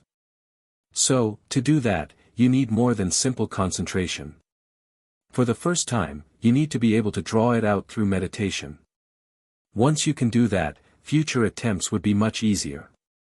A while later. It didn't take long for the students to figure out what their sensei was talking about when they began meditating and attempting to draw out their energy. One by one, they felt their fellow classmates' Ryatsu flare up, followed by a thickening of the air as they felt different Ryatsu signatures pressing against them. Their instructor would then aid them in bringing it under control. It was distracting at first, but after the first couple of times, they learned to brush it off. Meanwhile, Ichigo was having some slight problems in finding his well of energy. Every time he thought he'd found it, it seemed to expand out into a huge nothingness. That couldn't be right. So he tried searching for it again. After a few tries, along with ignoring the Ryatsu flares, he suddenly felt a spike in a familiar Ryatsu. "Good job, Rukia," he heard their instructor say. "Now bring it under control." He was pleasantly surprised to note that her Ryatsu was higher than most of the others who'd already succeeded, about the same levels as Kira Izuru. Disregarding that, he went back to his task at hand. He searched, and found that same annoying huge, seemingly unending, something again. Was that actually his energy? He wasn't sure. If he wasn't in a meditative state, he probably would have been too frustrated to concentrate at the moment. Finally, Ichigo decided to throw caution to the winds. He reached for that entity. I mean, what's the worst that could happen? As soon as he touched it, he felt energy surge through him. So this was it. He could literally feel his power rising exponentially. Then, he was suddenly interrupted by a chorus of yells and screams. Two voices, one male and one female, were yelling his name. "Ichigo! What are you doing?" Surprised, he opened his eyes, and saw that all his fellow students, who were originally seated cross-legged on the ground, were all bent forward, as if something was pressing on their backs. None of them appeared to be making any effort to stand, and they all had similar stunned, fearful looks on their faces. Next thing he noticed, he was surrounded by a large pulsating bluish aura that he recognized as his own spiritual power. It was flaring and dancing all round him, as if he was on fire. What's happening?" he yelled above all the cries. Suddenly, he heard their instructor yelling at him. "Kurosaki! Get a grip on yourself. Control your energy." Although he was on his feet, the instructor was obviously having trouble moving. It appeared that it was affecting him as well. After the class, Rukia and Renji immediately rounded on Ichigo. What in the world was that? Rukia asked in surprise. You're asking me as if I have a clue, which I don't, Ichigo replied. With all the commotion going on earlier, his brain was still slightly hazy as to what had happened. When he finally realized that it was his Ryatsu that was affecting everyone, it distracted him enough that he floundered when attempting to control it. He managed to bring his Ryatsu level down, but it was still high enough that the others remained paralyzed until their sensei slapped some sort of band on his wrist which dampened his Ryatsu. Courtesy of the Research and Development Institute, he said. Only when everyone else had moved away and he'd calmed down enough was the band removed. Immediately after that ordeal, the lesson was ended. Are you serious? That was definitely your Ryatsu, Ichigo. I've never felt anything like it. I could barely move, let alone breathe. How did you do that? Renji asked. I don't know. I just reached for my energy, and next thing I knew, you guys were screaming. He sighed as they began walking back to the academy. Just great. Now everyone probably thinks I want to kill them. There goes my reputation. Rukia gave him a strange look. Are you serious? It's probably the opposite that's going to happen. Didn't you hear Sensei just now? He said that yours was the strongest Ryatsu he's felt in all his years of teaching. It may even be at the level of a Taicho. Okay, stop right there. You're getting way ahead of yourself. I'm definitely not strong enough to become a Taicho. Besides, I'll be a walking danger to all of you if I can't control my Ryatsu. Yeah, Renji chimed in with a snicker. I'm also quite sure captains don't get extra lessons dished out to them. After the fiasco, their sensei had ordered Ichigo to take extra lessons in gaining better control of his Ryatsu, to prevent a similar incident from happening again. Ichigo frowned. Says the guy who couldn't even draw out his Ryatsu, he shot back savagely. Nice scream by the way. That wiped the smile off Renji's face as Rukia laughed, which made Ichigo smirk. Renji had been one of the few who were unable to draw out their Ryatsu, let alone control it. And when Ichigo's Ryatsu had flared, his scream had been particularly high-pitched for his low voice. That's because I have so much power I couldn't draw it all out at once. I could if I wanted, but it'll probably kill all of you, he countered, which made the other two laugh even harder. Whatever you say, Renji, Rukia said between gasps of air. Whatever you say. It appeared that Rukia's prediction was bang on target. By lunchtime, word about Ichigo's extremely strong Ryatsu seemed to have reached the entire academy. Rather than the fearful looks Ichigo expected to come his way, he was instead greeted with looks of awe by everyone else. Okay, now the attention is just getting irritating, Ichigo said with a groan as a group of female academy students giggled and shot him suggestive looks as they walked past the table the trio were seated at. He slumped his head onto his arm. I fully agree, Renji said between mouthfuls of rice. I wish they would stop staring at me. You're not serious, are you? Rukia asked him with a look of disbelief on her face. You know they were staring at Ichigo, right? Please tell me you were joking. I'm being completely serious, Renji deadpanned, although he was obviously fighting down a smile. Why do you care anyway? Are you jealous that they're staring at Ichigo? You're raving, Rukia scoffed before dismissing him and turning to Ichigo. What did you expect anyway? You are the top student after all. It doesn't help that half of the female students think you're attractive too. What? Renji suddenly cut in. Ichigo, attractive? I'm sitting right here, he said, but the other two ignored him. Why do you say that? Ichigo asked. I hear things in the dormitories, Rukia said simply. Some of them have actually approached me about you, since I'm seen with you guys, and you're my best friend and everything. Ichigo scowled but didn't say anything. Some part of him was, for some reason, pushing him to ask if Rukia was part of that half, but that irritable look on her face suggested that that probably wasn't a very good idea. After lunch, their next lesson kick-started their first practical combat training lesson, Kido, something everyone had been waiting for, after going through the theory training. You could sense the excitement as the class gathered at one of the Kido training grounds. The different grounds all had targets placed in a straight line at varying distances, from a few meters out to almost 100 meters. All the targets were of the same size, roughly the size of an average human torso. The targets at the grounds they were assembled in were roughly 50 meters out. Once again, as proof that more was expected from the advanced class, their first task was to hit the targets, with an intermediate-level Heido spell, no less. All right. Now I want you all to line up into 3 rows, and I don't care where you're standing, barked their Kido instructor. Except for you, Kurosaki. Whichever row you're in, I want you to be close enough to me. Ichigo groaned as he made his way over to their instructor, followed by Rukia and Renji, both whom were snickering quietly. So apparently news of the incident had reached the instructor's ears. This was going to be a slight hassle. Reaching a silent agreement, they all moved to the same position, the end of the line, but in different rows. Rukia took the first row, Ichigo took the second, and Renji took the third row. Now, their instructor boomed again. Your task is simple. Using Kido, I want you all to attempt to hit the target and bring it down, using Heido number 31, Shikaho. You were taught the incantation earlier, and although this is a mid-level spell, it's one of the most common spells Shinigami use. First row. You will be given 5 minutes to prepare, and then we'll start. 5 minutes later, the first row was called up, Rukia included as well. Ichigo whispered a "good luck" to her as she went up, but if she heard him, she didn't respond. Students.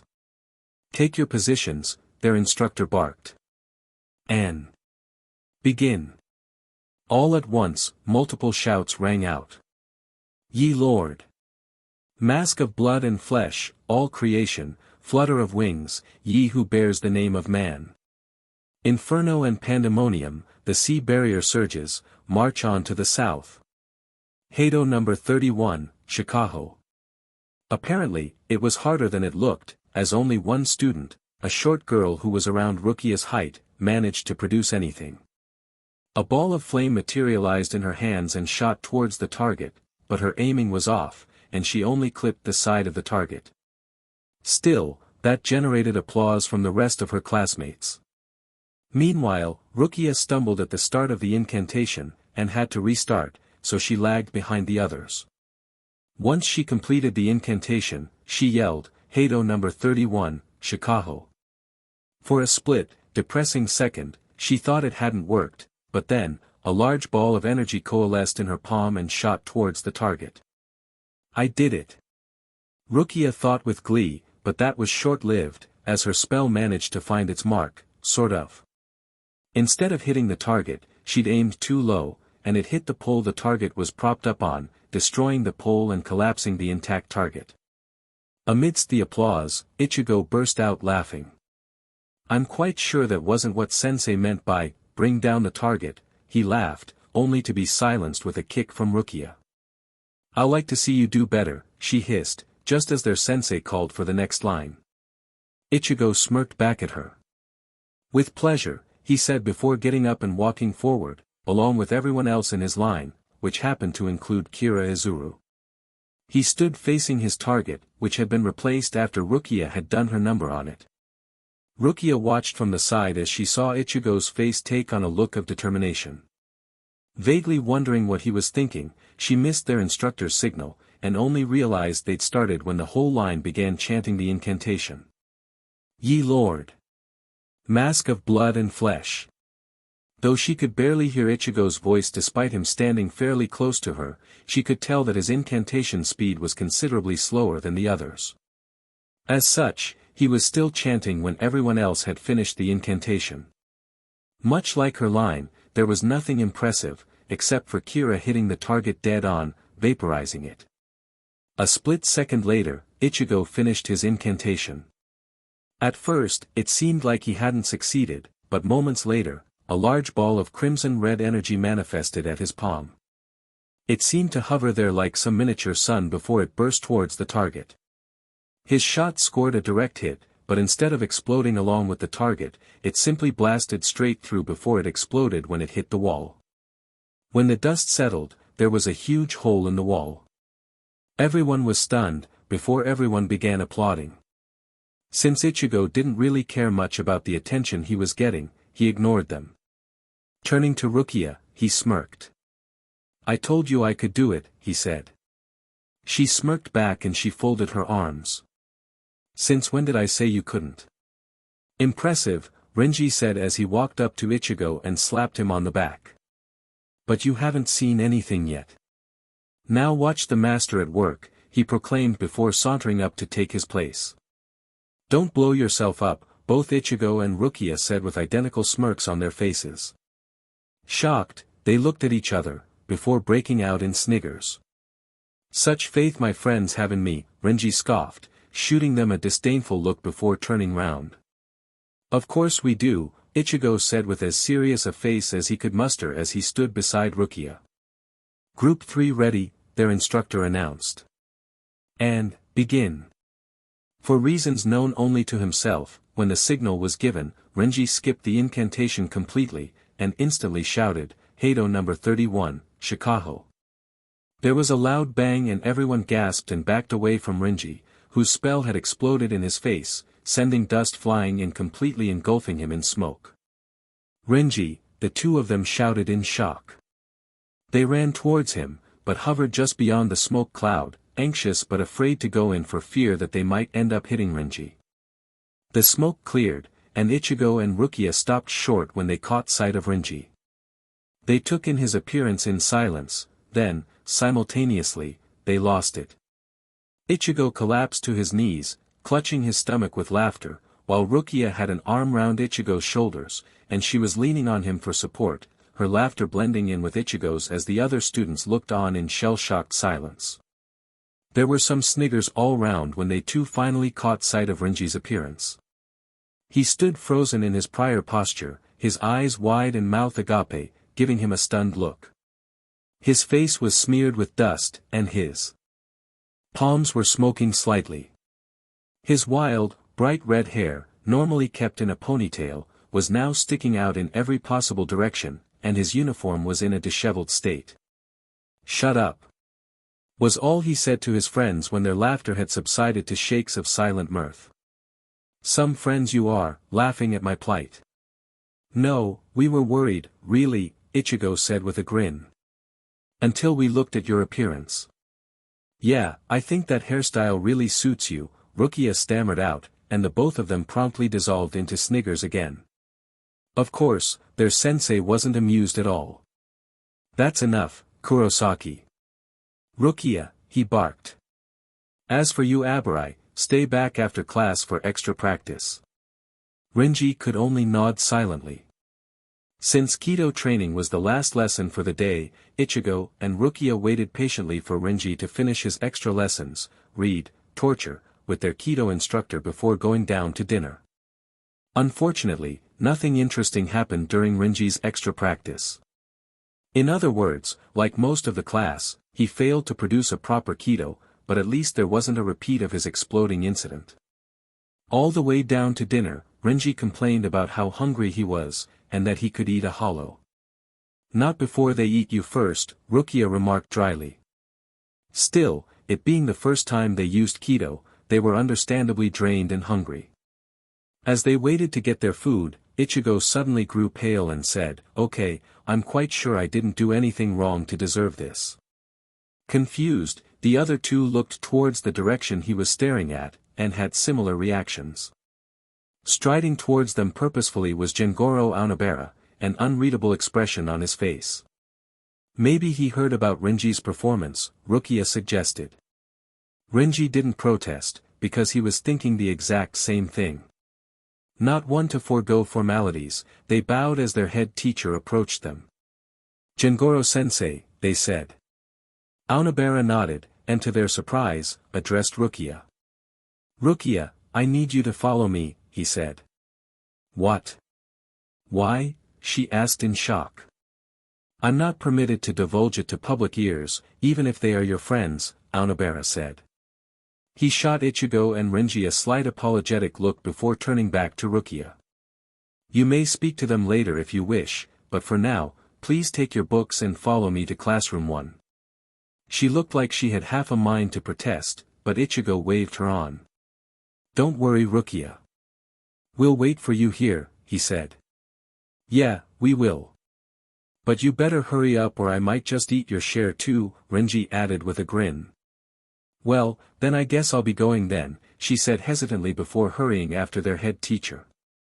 I'm sorry, Jingoro-sensei, but since we're not being overheard, could you tell me why you need me? All I can tell you is that you have visitors. They have told me their purpose, of course, but I am not allowed to divulge it to you. You'll know soon enough anyway.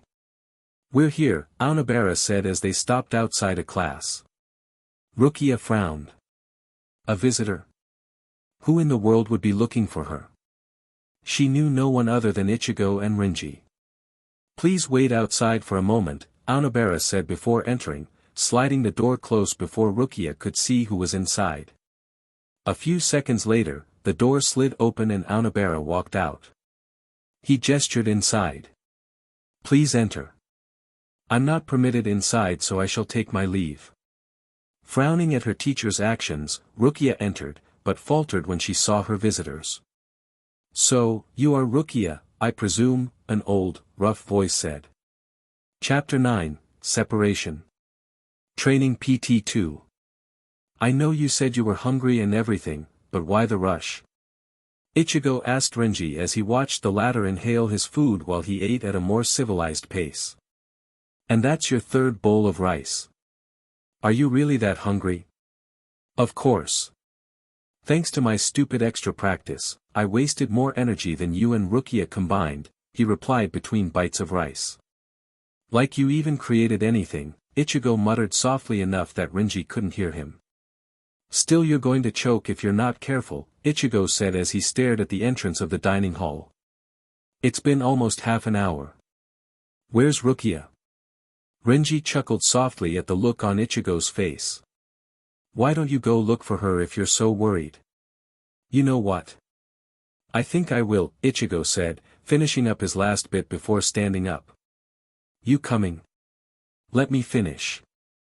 I'll catch up with you later.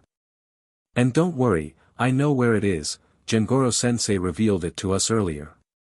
A while later, he reached his destination. Not knowing what exactly he was walking into, he slid open the door. Hey Rukia. Are you due? He stopped in his tracks when he spotted Rukia. She wasn't alone. There were 4 men in the room with her, all facing her. 2 Shinigami flanked 2 other men, one old, matured-looking man with a monocle on his eye and the other a fairly young man. The young man was standing directly in front of Rukia, who was looking at Ichigo in surprise. It was this man that caught Ichigo's attention when he felt the impressive aura he was giving off. But that wasn't all, as his eyes fell on the white coat the man was wearing and the weird thing he had on his head. A Haori and a Kensiken. He's a Taicho, and a noble. What's a noble looking for Rukia for? Ichigo thought in surprise. Oh. It seems like this is not the right place to talk, the old man suddenly spoke, jolting Ichigo back to his senses. Without speaking, the young Taicho began walking off, followed by the old man and the 2 Shinigami. We will take our leave now. We await your response, the old man said as he walked past Rukia. As the Taicho approached Ichigo, his cold, gray eyes caught Ichigo's. A slight pressure coming from the noble Taicho seemed to push against him. Caught off guard, Ichigo stared blankly back, but the pressure didn't intensify. He didn't know what to make of it. A calculating look flashed across the Taicho's face, then it reverted back to its cold look, before his eyes closed, dismissing Ichigo. Completely bemused by the icy treatment, Ichigo stood there in stunned silence. That Taicho was powerful, that was for sure. How powerful, he couldn't be sure. He didn't notice that only Rukia was left in the room and was standing in front of him until she spoke. Ichigo. What are you doing here? She asked softly. Huh? Oh, Renji and I were wondering what took you so long. Just then, Renji burst in and ran up to them. Rukia.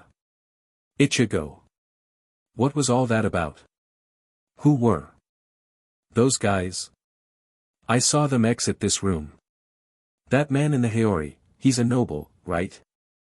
That's what I was about to ask, Ichigo said, and they both turned to Rukia. She looked slightly uncomfortable as she spoke. That was Kachiki Byakuya. Both of them took on identical looks of shock. The Kachiki clan was one of the largest and most well-known of the noble houses, something they knew because they had an entire lesson talking about the 4 great noble houses, of which the Kachiki clan was one of them. Their current clan head, Kachiki Byakuya, was said to be the most powerful of all of them, and was one of the most powerful Taicho in the Godai, holy sheet. They weren't kidding when they said he was powerful, Renji said with a nervous smile. Did you feel it, Ichigo? I could feel his power nearly suffocating me when he walked past, and he wasn't even looking at me. Vaguely, Ichigo wondered what Renji was talking about, since he only felt a slight pressure when he was looking at him. But he had more important questions. Well, if you ask me, he looked like he woke up on the wrong side of the bed. What did he want anyway? He asked Rukia. They want to adopt me into the Kachiki clan. What? Her 2 friends shouted in surprise. Why? Ichigo immediately added. They said, because I look like Kachiki Taishu's late wife, who passed away a year ago. He wants you to marry him. Ichigo blurted out without thinking. Her eyes widened. What? No. He just wanted to adopt me as his sister. He said that if I accept, I will be inducted into the clan and I will be able to graduate immediately, and they'll assign me to the 13th division. Silence greeted her words. So what did you say?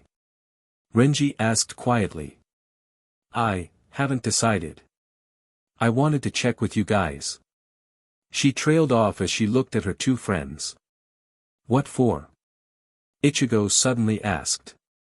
Her expression dropped when she heard Ichigo's words.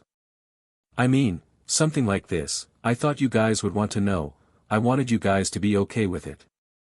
Ichigo blinked when he realized what she was implying. No.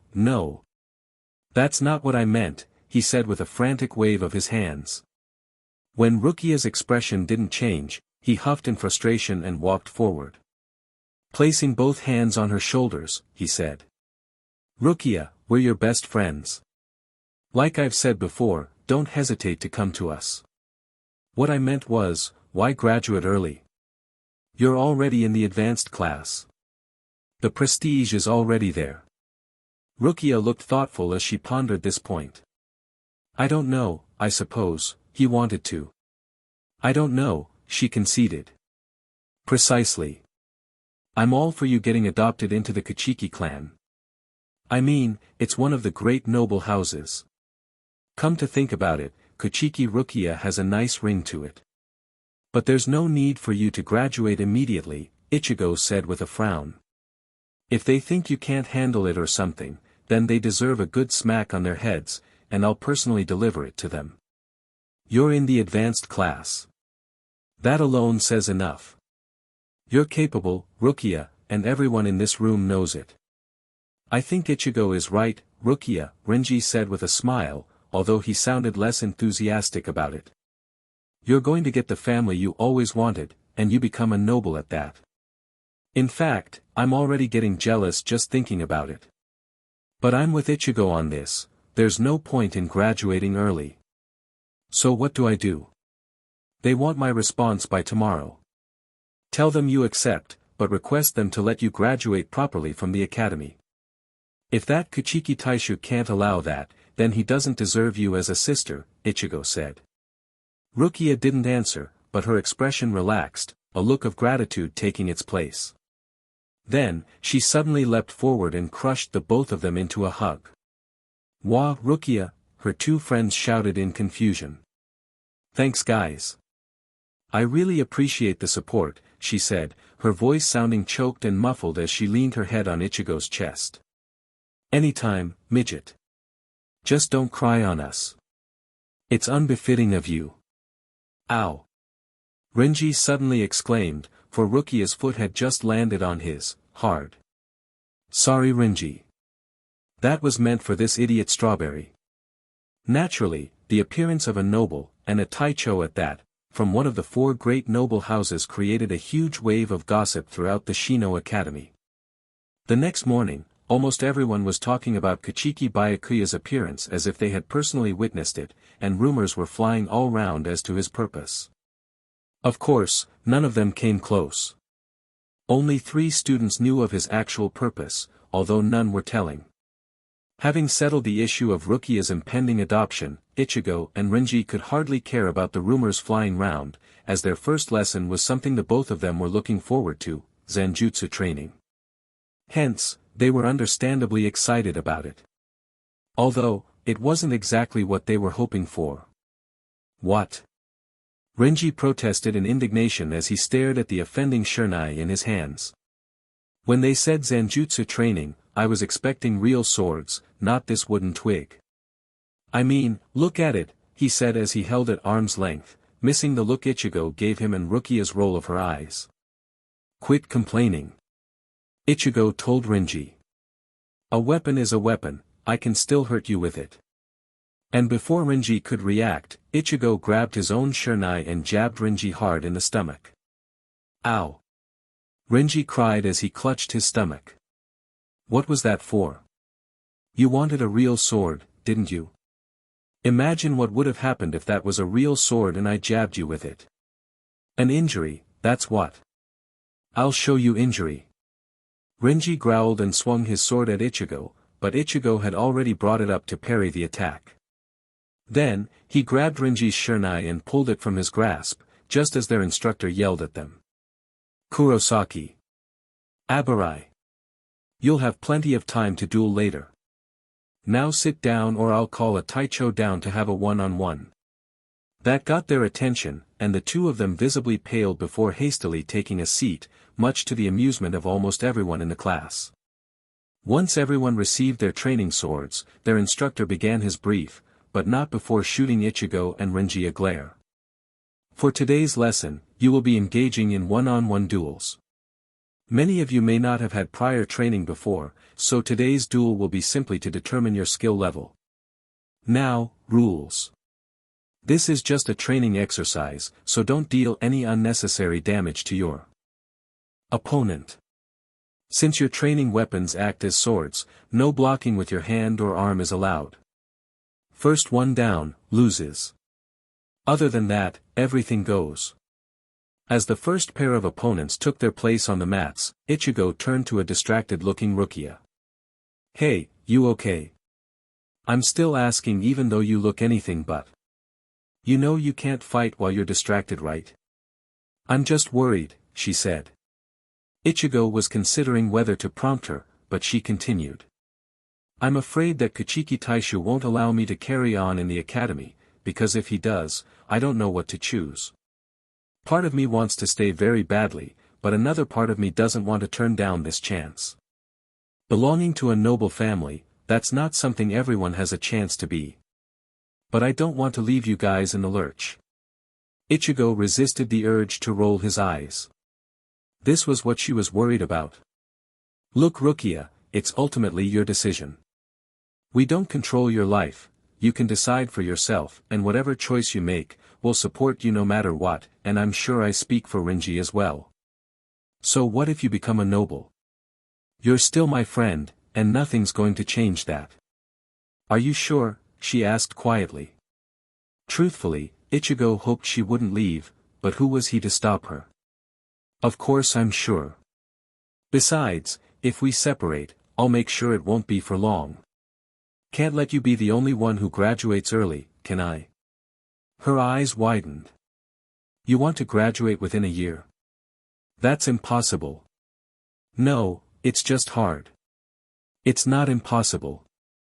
And if others have done it before, why can't I? He asked with a shrug. Before Rukia could reply, their instructor called out, Kurosaki. Rukia. You're up next. Ichigo got up and walked onto the mat, but Rukia's reaction was delayed, as for some reason, the first thought that sneaked into her mind was, why did sensei call me Kurosaki? She only realized her mistake when Ichigo's indignant voice suddenly cut through her ears. Oi, Rukia! What are you waiting for? She gave a start and saw Ichigo staring at her. Right, she spluttered, a blush automatically emerging on her face as she scrambled to get up.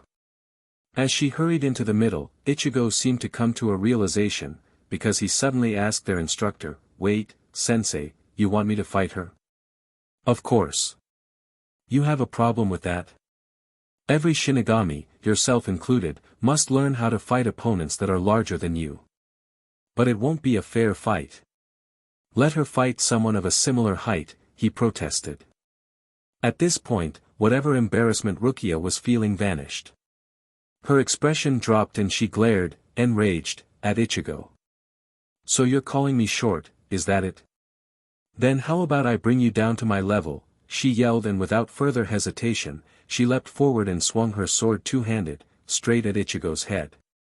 Ichigo's arms started to rise, probably to parry it, but he realized at the last moment that he wasn't allowed to, so he stepped back, allowing Rukia's blade to swish harmlessly in front of him. Hey! No aiming for the head, he yelled, stepping back again as Rukia jabbed at his chest. Her reach wasn't long enough and her attack stopped inches from his chest. Shut up, Strawberry. That's for calling me short, she snarled as she leapt again, chopping down at the location Ichigo was last standing, but he had already sidestepped. Probably expecting him to block, the miss caught Rukia off balance and she stumbled, leaving her wide open for Ichigo. However, he didn't take it, instead waiting for her to turn round and face him. You should watch your balance, he said with a smirk, both inwardly and outwardly as her eyes narrowed in irritation. Although he would admit it to no one, Ichigo occasionally enjoyed getting a rise from his best friend every time he made a dig at her height. The way she responded was, dare he say it, cute to watch, especially when her amethyst eyes would flash each time, even if it got him an injury almost every time. Although, if she knew he was doing it on purpose, she would definitely not be happy. I don't recall using the word short actually, but now that you mention it, he said, letting it hang in the air. You could practically see a tick forming at Rukia's temple as her eyes narrowed. She usually never reacted that badly to Ichigo's comments, but then again, she usually nailed him on the first hit. Either that or it was the stress created by Kuchiki Byakuya's intention of adopting her. She also did have a sword in her hands. You know, you really shouldn't agitate Rukia, Ichigo, especially if she has a weapon in her hands, Renji called from the sidelines, clearly enjoying the scene his two friends were creating. Shut up. No one asked you, pineapple. Rukia yelled as she rounded on Renji. Despite the situation, Ichigo couldn't help but burst out laughing at Renji's shocked expression as the full force of Rukia's glare was leveled on him. Pineapple. That's a new one, he said. Whatever amusement he felt was short-lived as the glare was refocused back onto him. I'm not done with you yet, Strawberry, she seethed, and their fight resumed, and everyone watched in silence. She raised her sword high, looking to chop down on Ichigo again, but as he sidestepped, she twisted her arm to swing diagonally downwards, catching Ichigo off guard, but only just. He raised his sword to parry the attack without much difficulty. Ichigo smirked as she glared at him. You'll have to do better than, he yelped suddenly and leapt back, massaging his shin. While he had been able to follow her movements easily, he certainly didn't expect Rukia to lash out at his shin. This time, it was her turn to smirk. That's for not taking this fight seriously. Fight back, you idiot. This surprised almost everyone. While their top classmate had been dodging and not attacking, it didn't seem to them that he wasn't taking it seriously. Rukia was certainly putting up a good fight though, as her strikes were powerful and vicious. Though her movements were slightly clumsy, and so too were Ichigo's, it was easy to tell that she had some prior fighting experience. Still, it was nothing more training couldn't rectify. If I did, the fight would have been over long ago, he countered, but as he said that, no one could miss the change in his eyes, from a casual, playful look to one of determination. "I don't care," Rukia said, hopping back as she prepared for another attack. Ichigo didn't shift his stance, but his grip on his sword tensed ever so slightly. Instead of charging this time, Rukia slowly edged closer towards Ichigo, but he stood there, unwavering. Suddenly, she struck, swinging her sword towards Ichigo's midriff.